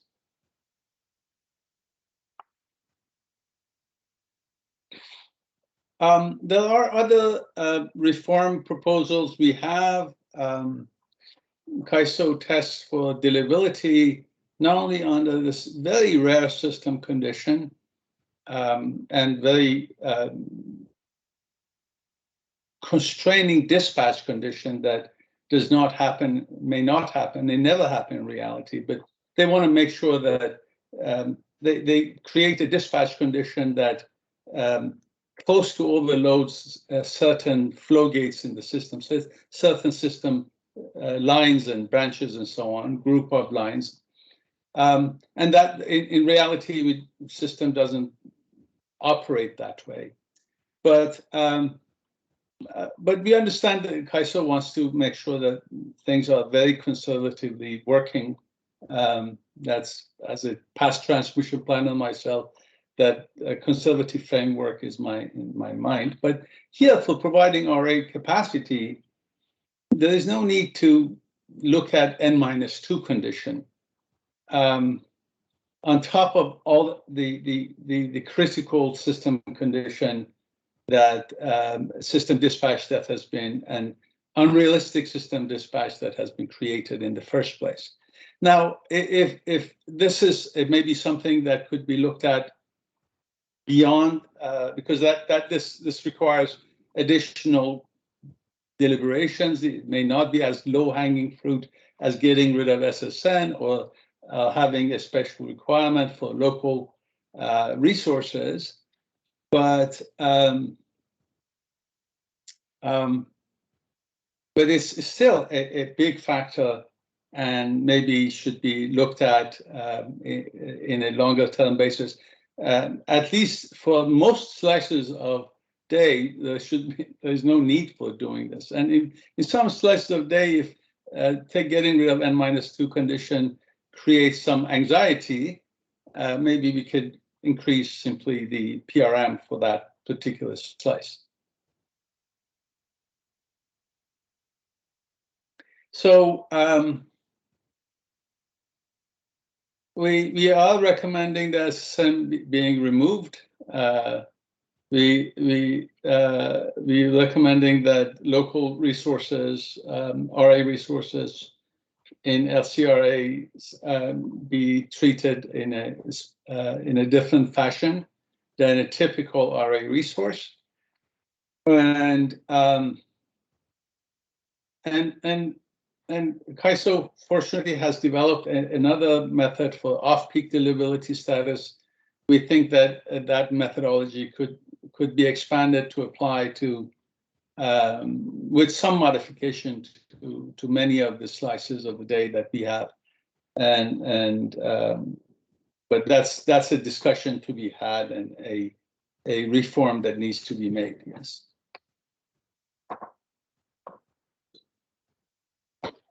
Okay, well, these are our recommendations. As I mentioned it, they're all packaged in this one slice. And I'm open to any questions. I must say that this topic may sound very esoterical to a lot of your folks. Hopefully, I can answer the questions that you guys have. And let me just underscore some of the things on our last slide here. That I just want to point out that the rolling outages that's kind of triggered all this.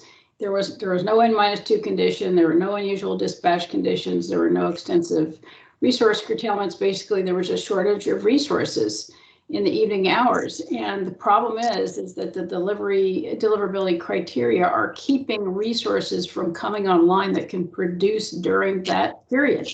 That's why we're here.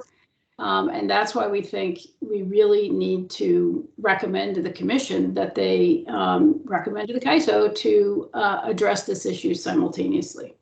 Let me actually chime on that. I represent a lot of resource developers in the interconnection study process. And once they fail to be deemed deliverable due to these criteria, they just fold. I mean, these projects could have gone forward, developed, and helped us meet our RA needs now. But they fold because they failed these tests, and maybe we can avoid that from happening in the future, as Nancy mentioned.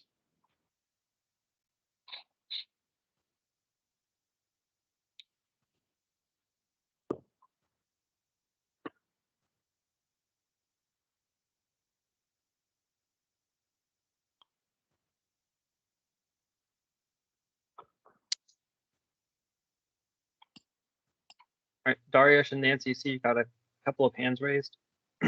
Yes, I'm not exactly sure how to deal with, and I'm battling my cat who wants to jump on my lap. So let me see how I can find out who is on. Can I select Matthew, or what do I have to do? Yeah, go ahead. Well, I see Brian Beering followed by Chris Devon. Okay. Brian? Thanks, Scott.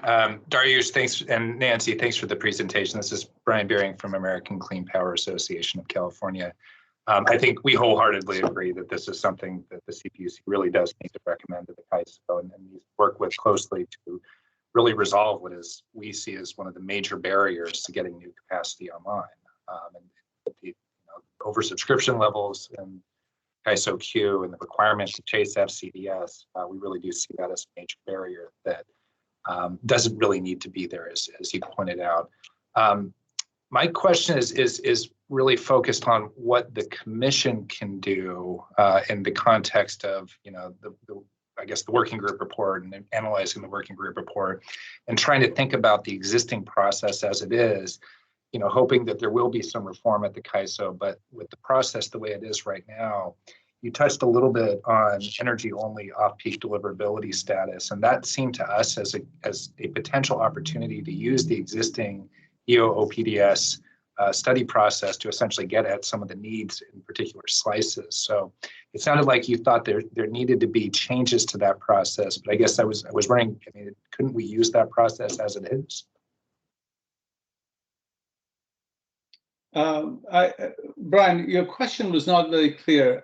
Which process as it is?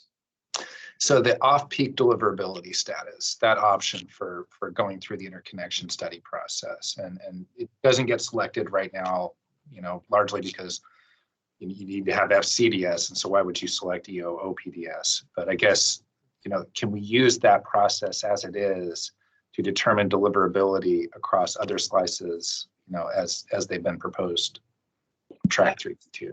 I think some of the principles that were used to develop off-peak deliverability could be used for determining deliverability of resources in all slices. Again, the good thing is, however, for each slice, we should have its own off-peak deliverability study based on its own dispatch. So the good thing that we have here, Brian, is that we have a methodology that's already in place and just needs to be adopted, and we should do away with what's called on-peak deliverability status as it is implemented in the long term. But it may be that we use the off-peak deliverability adapted to each slice for deliverability of resources for those slices which are non-critical, and that the one critical slice of the year we use the on-peak deliverability with the modifications that we proposed, no SSN, no N-2, well, that to be discussed even further, and local deliverability to address the issues of that one critical slice of the year. For other slices, off-peak deliverability is usable. Thank you. Kathleen? Kathleen Colbert? My hand should be down if it's not, but I'm good, thanks. Okay, how about Chris? Hi, can you hear me? Yeah. Thanks, Chris Devon, Customized Energy Solutions. So I just had a few questions about maybe the transactability piece of this. I just fear that I hear your concepts that you're presenting, but I just fear that if we start having multiple deliverability studies across the day, we're going to run into a lot of issues with the actual contracting piece of it. If you're trying to do this where you have different deliverability status across the day, have you guys thought about that concern? And if you did address it, I apologize. Maybe it went over my head. I personally do not see an issue because, well, unless I mean, my assumption has always been that once we go to the slice of the day, each slice will have its own market type of, and we don't only buy RA for one slice of the year, but for each slice will have its own market and its own transactions and so on. If the idea is to only focus on one slice of the year for RA purposes, then I cannot agree with you more. And the only thing we need to worry about is one slice. But my assumption has always been that for each slice will have its own sort of an RA market, or and some in some slices the RA value is very low, and some slices RA value is rather higher, and resources are more in higher demand. And this approach will make sure that resources that can be deliverable in each slice can be procured for that slice. Now, if the goal is to simply use it for netting and not focus on RA procurement during these different slices of day, then yes, we can then focus only on one. And for the other slices, we need to know that a resource is deliverable so that it can be netted against load. But I suspect, I always felt that the slice of day meant each slice will have its own sort of market, however PG&E has it in mind. Mm-hmm. Okay, thanks for the thoughts. Yeah, I guess, just my initial reaction to this is just that it seems like it's really complicated and going to be difficult to actually develop it. And I think it's maybe kind of out of the scope of this because the CAISO really has jurisdiction on deliverability. But I hear your inputs here, and perhaps that could be discussed with the CAISO, and maybe they would give some feedback on this idea, and if it's even something they would want to consider. I think you may be correct when you say that if it's going to be a different type of market for each of the slices, but I guess I would suggest I don't think we should go down that path because it's going to be really complicated to have that much different procurement going on. And I actually like kind of the Gridwell idea of having maybe just the static value across the whole day, and then assuming there's going to be that 24/7 must offer obligation piece of it, we get into a lot of these kind of operational concerns and some of the stuff that's really in the hands of the CAISO's jurisdiction for setting the must offer obligation, doing these studies. So I do have a little bit of concerns with the ideas. I hear where you're coming from though, Dariush, but I guess it kind of goes back to that comment you were making earlier about if you just netted off the wind and solar, or maybe just the solar perhaps, and kind of that concept that Carrie was getting at as well. And it just seems to me like that would maybe simplify things, whereas your approach here may complicate things. And just at a high level, that's my reaction to this. So just wanted to mention that. Thanks. I'll leave it at that. Sure. And I want to make sure that even if we stick with one slice or we stay with current methodology of CAISO and use whatever comes out of that and use the same for all slices, which obviously that's a leap of faith because system dispatches operates differently. But even if you decide to do that for transactability, all the reforms that we are mentioning regarding deliverability for that removal of SSN, local capacity, all those will be still applicable. We will just do it for one slice, and that is the critical slice, and apply it everywhere so that we don't have to. But I suspect eventually, if we are creating these markets for each slice, then we need to have deliverability for each slice, which for all the slices should be fairly easy using OPDS, off-peak deliverability, and for that critical slice with the reforms that we talked about. Carrie Bentley. Hi, this is Carrie Bentley with Gridwell Consulting. So very interesting presentation. I'm always happy to hear deliverability being mentioned. I think my biggest concern is that even though there's slices and that there would be, let's say we go down that path, even though there are accounting rules and requirements, the must offer obligation, even under SCE's hourly slice model, is still 24/7. So even though you're procuring, let's say hour 7 slice, your must offer is still there during the peak. And so I think you would still want to ensure deliverability during the peak. But I had another question. In both the hourly proposal and in Gridwell's proposal, it's to go seasonal. And I'm wondering whether you think there would be benefits to do, rather than the annual deliverability study, a seasonal deliverability study. In particular, I could see there being additional deliverability, during a non-summer peak, and whether you've given any thought to this. Well, I haven't, but it sounds reasonable to me. Intuitively, it makes a lot of sense. as a second level of simplification. Again, some of the principles we mentioned, like eliminating SSN or local capacity, they're universally applicable no matter which way we go. As far as not having, I don't know, 24 deliverability tests per year, and having maybe 3 seasonal deliverability tests, that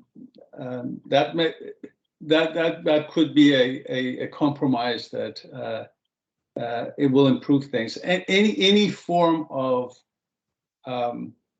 breaking this thing down from one system condition, which at one time I calculated happens every 200, 300 or more years, to system conditions that happen in reality, like a season in California and things like that, would be any different. So it makes sense what Carrie mentioned. You mentioning does make sense to me intuitively. Thank you. Okay, looks like that's all the questions.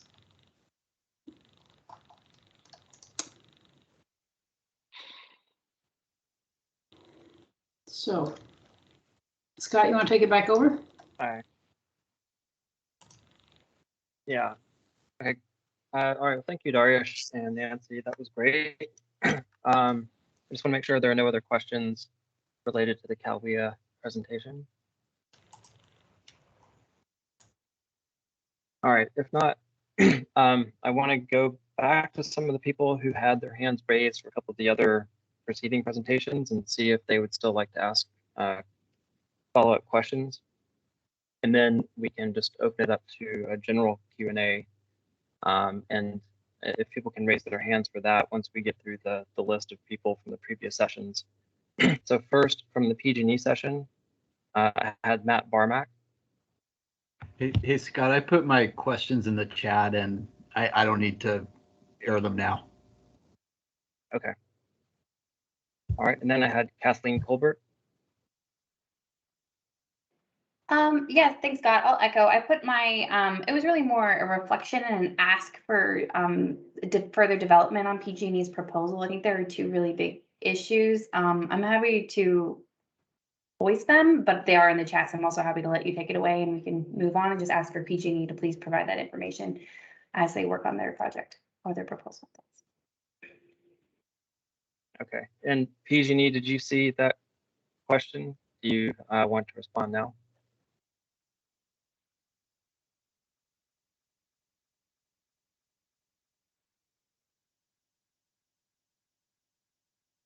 Okay, I'll go ahead and move on. Doug Carpa. Oh, sorry, is that Peter or Luke? So this. Go ahead, Luke. Yeah, this is Luke. So I'll just mention, I think a couple of the questions talked about kind of reconsidering how to define worst day. We're certainly open to suggestions on that. And so to the extent that stakeholders have ideas, we're open to hearing those. Whether people want to, drop them into the chat or ask the question orally.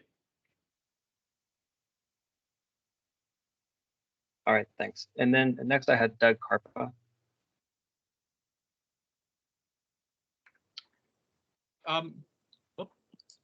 Sorry, I'm trying to get my camera on here too. Yeah, I think we've had a bunch of conversation in the chat that I think has been somewhat illuminating. There are kind of 2 questions that I think are very high level for everyone to think about. One is this question about which proposals interact with IRP the best. And I think some of the confusion seems to arise because IRP itself is pretty schizophrenic in terms of how it assesses reliability, right? There are stack analyses that are done, and that's the basis for the procurement orders. That's entirely separate from the reference system portfolio planning, and I think this is where I was getting confused, is when I think of the IRP planning process, I'm really thinking about the resolve and SERV-M analyses and the reporting of our portfolios in particularly the clean system power tool, which all of those are really looking at the ability to meet load in all hours, hour by hour.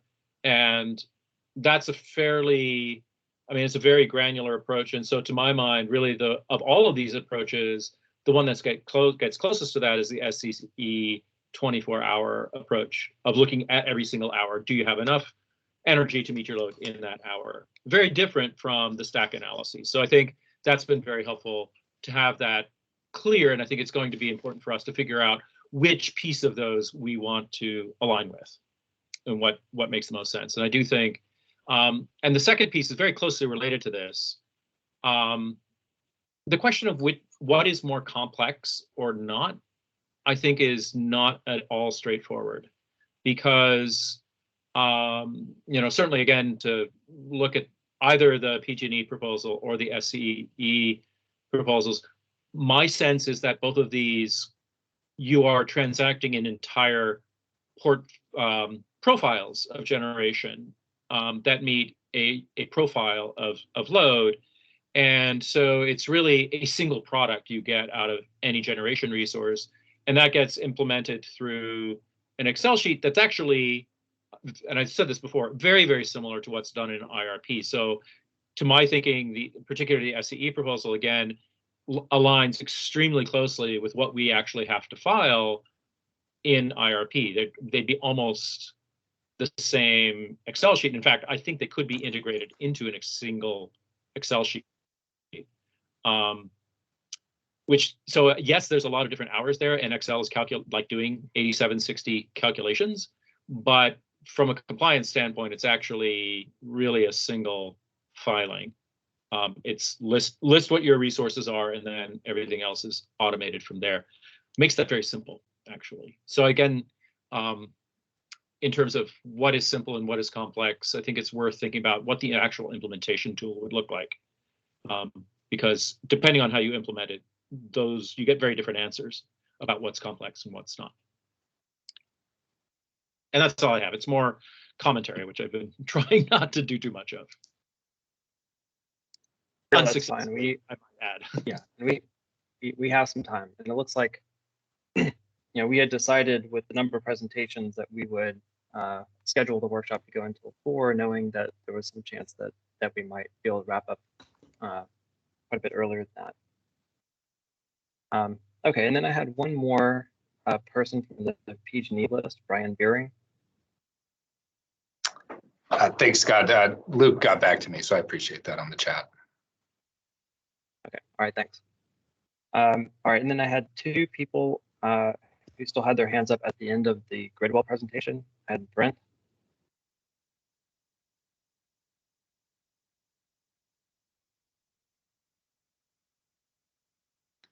I think Brent, if he's not there, he asked his questions in the chat, and I thought we had a really robust conversation there. So if people want to take a look, right. I thought that was great. Yeah, I think he did mention at the beginning of the day that he would have to sign off fairly early. May not still be on. Okay, and then I had Sergio. Yes, good afternoon. This is Sergio Dueñas with the California Energy Storage Alliance. I actually had a couple of questions from Gridwell's presentation that I've already typed in the chat, but I thought it would be valuable to make one quick comment on that. I think in our conversation in the chat with Carrie, something that she brought up that I think is very valuable is this idea of, well, really, if we are to use something like ELCC for particularly energy storage resources, we need to look way more accurately at the impacts of several variables that today are completely overlooked in any of the ELCC studies used for RA or IRP. So first of all, technology differentiations are very important. We're really today using ELCC studies that assume or model technologies by proxy, completely ignoring the effects of duration or round trip efficiency for batteries, for solar and wind, ignoring the impacts of locational diversity. So ELCC, even in its more simplified form that we've used up until today, is computationally intensive and complex. And for it to be reliable and give us some form of understanding of new resources, it needs to be more complex and more computationally intensive. So that trade-off needs to be evaluated. And I highlight this because as we keep growing our diverse array of zero, hopefully non-emitting generation and also storage, we're going to find that different technologies have different competitive advantages and applications, and overlooking RTE, location, duration will come at a great cost. So yeah, I guess you can see in the conversation we've had in the chat, CISA, we have some reservations on the use of ELCC for dispatchable resources. It's not entirely clear that that is methodologically adequate, but even if used, it would need to be way more robust than the analysis we have today. And last, just quickly, I wanted to mention, I actually tried to type this in the chat, but I can't write in the chat. I don't know why. But yeah, obviously at CISA, we're very supportive of the topic of deliverability as Kalia presented it. We think that this merits revision. While it's not perfectly clear what the commission can do immediately, can definitely tee up this topic as a coordination issue ahead of the implementation of our reformed RA framework. Really, this is a matter of incentives as well. And of course, parties to this proceeding and the commission share the incentive of properly counting for the resources that can help decarbonize.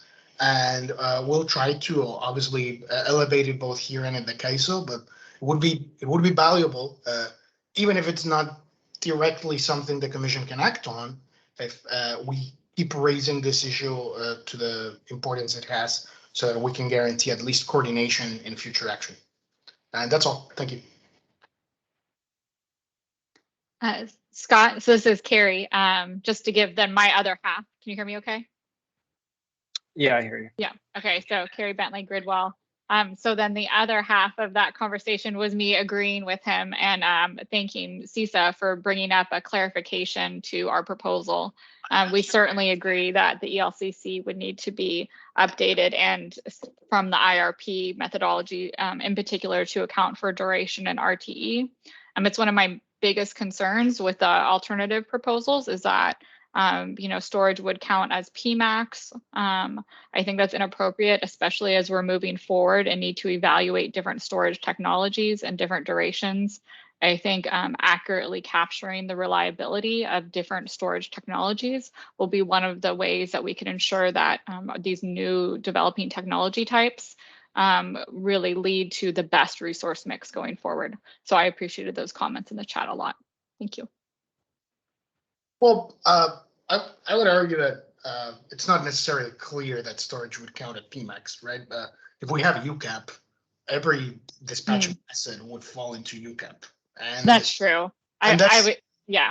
Yeah, and I would just say that is in many ways more fair to all dispatchable resources because we're not comparing them against an impossible counterfactual that is quote unquote perfect capacity, that no resource is perfect capacity, right? Here instead, we're comparing them against what you told you were selling versus what you actually did last year. So UCAP offers this form of ex post accounting of variance rather than a hypothetical coincidence factor that ELCC more or less does. But I don't want to get into those weeds, but thank you for. Yeah. Well, I think it's important to talk about that, right? Because some of the proposals have proposed PMAX, some have proposed UCAP. And I think where I really struggle is the lack of analysis around UCAP. Conceptually, I think it makes sense. If your historical outages reflect your likely future reliability, I think that is a very fair way to compare thermal against storage and maybe even against other resource types. But if that isn't borne out by the data, then I think it's a poor measure.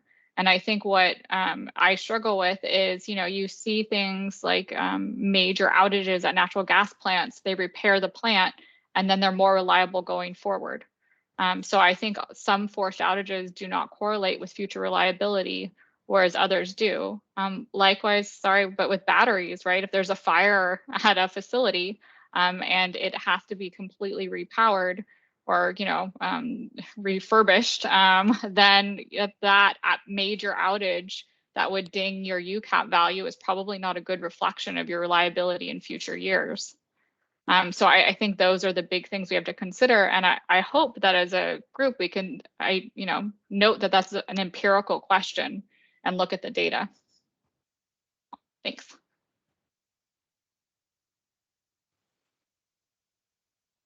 All right, yeah, that's a good point, Carrie. Thanks. All right, I have Nancy next with her hand up. Yeah, just a PS on our presentation. I just wanted to note that we filed somewhat detailed testimony on this in the summer reliability proceeding on September 1st, if anybody wants to look that up.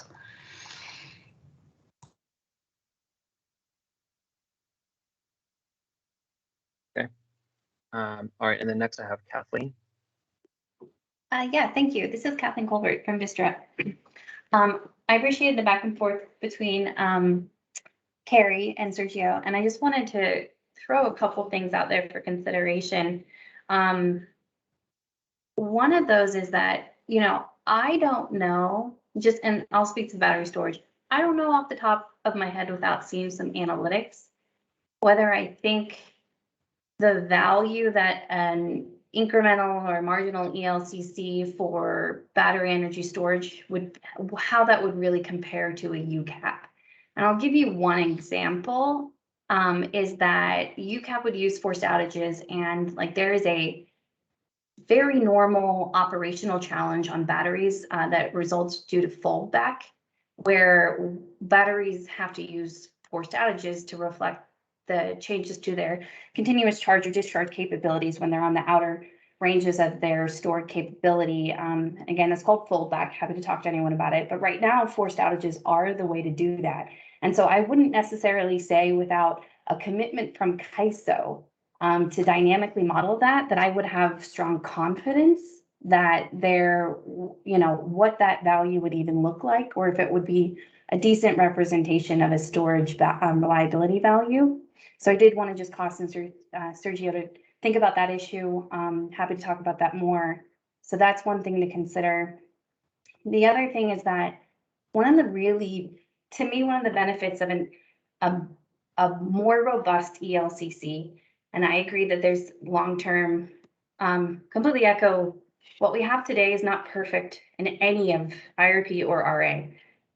But if you had an ELCC that studied all use limited or operationally limited resources, you would better capture the complementarity between the different types of classes than I think that we do today. And I think that when you can't, it's also important to recognize until we have a model that has the right buckets, the right classes, and the right granularity. So onshore wind, offshore wind, solar, fixed versus tracking technology types, storage, 4 hours, 6 hours, 8 hours. It needs to get into that granularity of buckets. So we have the right buckets, and then we can look at the complementarity. There's absolutely complementarity between solar and storage. And I think, and there are between others. And so when you run a single ELCC with all the classes that you need to show, you can capture the variations across those different types of resources, even within, like I said, wind or solar.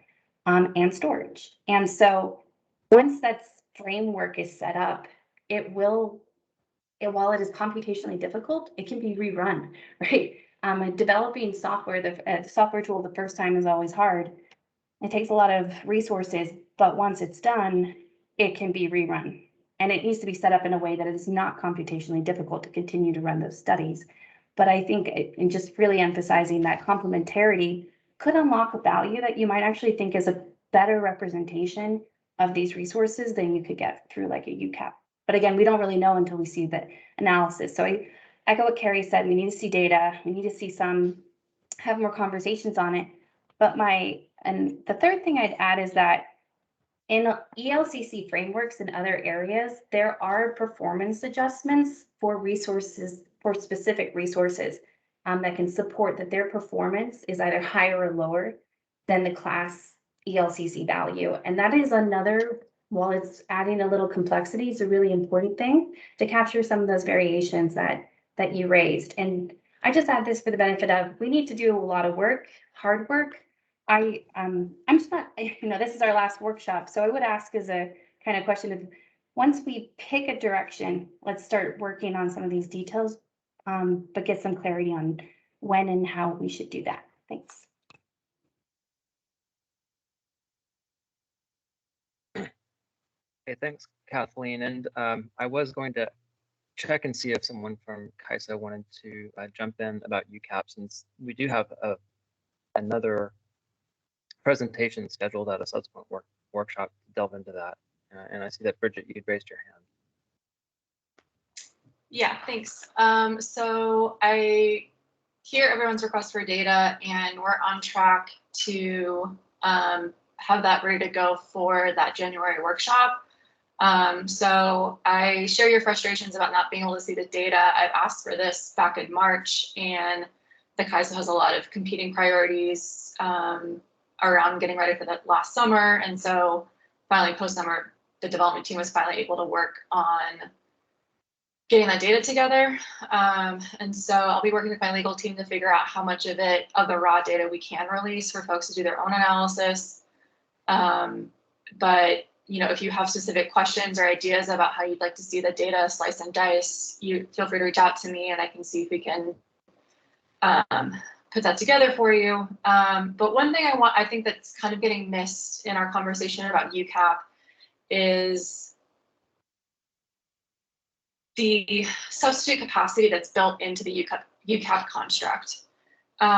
So when we give the UCAP value, the must-offer obligation of the resource will be at their deliverable capacity. So say you have a 100 megawatt resource, 100% deliverability, it has a 90% availability rate, so 10% outage rate. So it's valued at 90 megawatts, but its must-offer obligation is at 100. And so basically what this means is that on a portfolio basis, you'll have this thermal fleet bidding in at their sort of max deliverable capacity, their capacity valued lower, so that for planning wise, we're buying enough resources to cover the expected forced outage rate of the fleet writ large. And so I think UCAP can provide some of the portfolio benefits that we're getting from ELCC in terms of how does this resource work against sort of a perfect generator. UCAP kind of does that similarly, where if all the gas are just putting in at their sort of matched dispatchable value, but their capacity is derated to account for the fact that on average you may not be 100% available all the time, then it creates this natural pool of excess capacity on the system to cover these forced outages, so that when a unit does trip offline, there is excess capacity on the system to cover that immediately. Because what we've seen with rain is that substitute capacity happens too late and there's not enough time to contract for it. And so building a UCAP into the program allows upfront for us to plan for some portion of the fleet to be on outage. And just looking at the preliminary outage data that I've seen so far, I can tell you that the average forced outage rate is more like double than what's in the current PRM. And so I think one thing to keep in mind about UCAP is the additional benefit it provides in terms of year over year, we're reassessing what is the average forced outage rate of the fleet, at least the dispatchable fleet, adjusting the resources UCAP values to build in a bigger cushion if those rates increase, or a smaller cushion if those rates decrease over time. And so you're not having to every year adjust the PRM for what the actual forced outage rates are of the system. Another thing I would note is the idea that outages have to be perfectly correlated year over year I think is the wrong way to look at it. So I agree that there will be some aspects of outages that are sort of correlated. So like thermal derates are the most obvious one, where like if it's hot, the unit has similar performance under similar conditions. I do think that some portion of forced outages will be random, but I think the way that we've designed UCAP is the impact of those random outages should be fairly small on the overall UCAP value. It's when you get into these patterns of you're out for a full month, you're out for 2 months, where you did really bad like you broke really badly, may impact your UCAP value. But again, we're only looking at it for 3 years. And so if you really did fix the problem and you have great UCAP values moving forward, which is also why we're valuing the recent data sooner, it helps to minimize the impact of, okay, maybe you just had a bad outage and it's not quite as reflective of your average availability, but peanut buttered over the whole sampling framework over the whole 3 years, it'll eventually drop off. I think the way that we've designed UCAP will get you to average availability that is reflective of your capabilities. And so I think, I wouldn't write UCAP off yet. In January, we'll have the data to really kind of look at this. But I also kind of want to remind people of some of the additional benefits we get with UCAP that you may not get from something like an exceedance because unless the must offer obligation is also at your deliverable capacity, again, you're not getting this pool of substitute capacity kind of baked into the RA program. Thanks.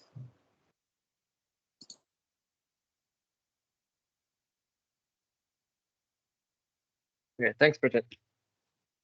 Well, I don't see any other hands raised.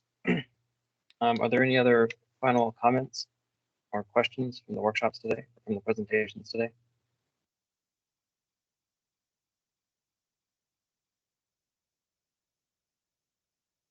Okay. All right, so just a final reminder, if you're interested in presenting at the next workshops, please contact Jen, Sergio, and Alan. That was in their contact information was in the email sent out Monday and was typed in at the beginning of the chat.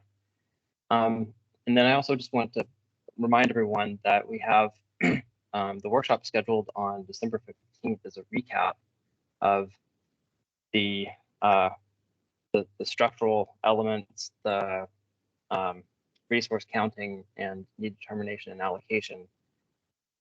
So just ask everyone to really put on your thinking caps, think pretty hard about all of the issues that we've discussed so far, and be prepared at the December 15th workshop to really systematically be prepared to evaluate the pros and cons of different proposals, or what are some of the best or most workable aspects of different proposals that we've heard from that could potentially be cobbled together into a more optimum framework that balances ensuring reliability with administrative and compliance simplicity and other factors. So I will try to talk with PG&E and some of the other facilitators from these workshops, from the first 6 workshops, to maybe think about some set of questions or polling instrument that we could use to get a sense of the group and where we might be headed for a final recommendation. All right, any other final comments? If not, we can go ahead and end pretty early. I can give you your time back.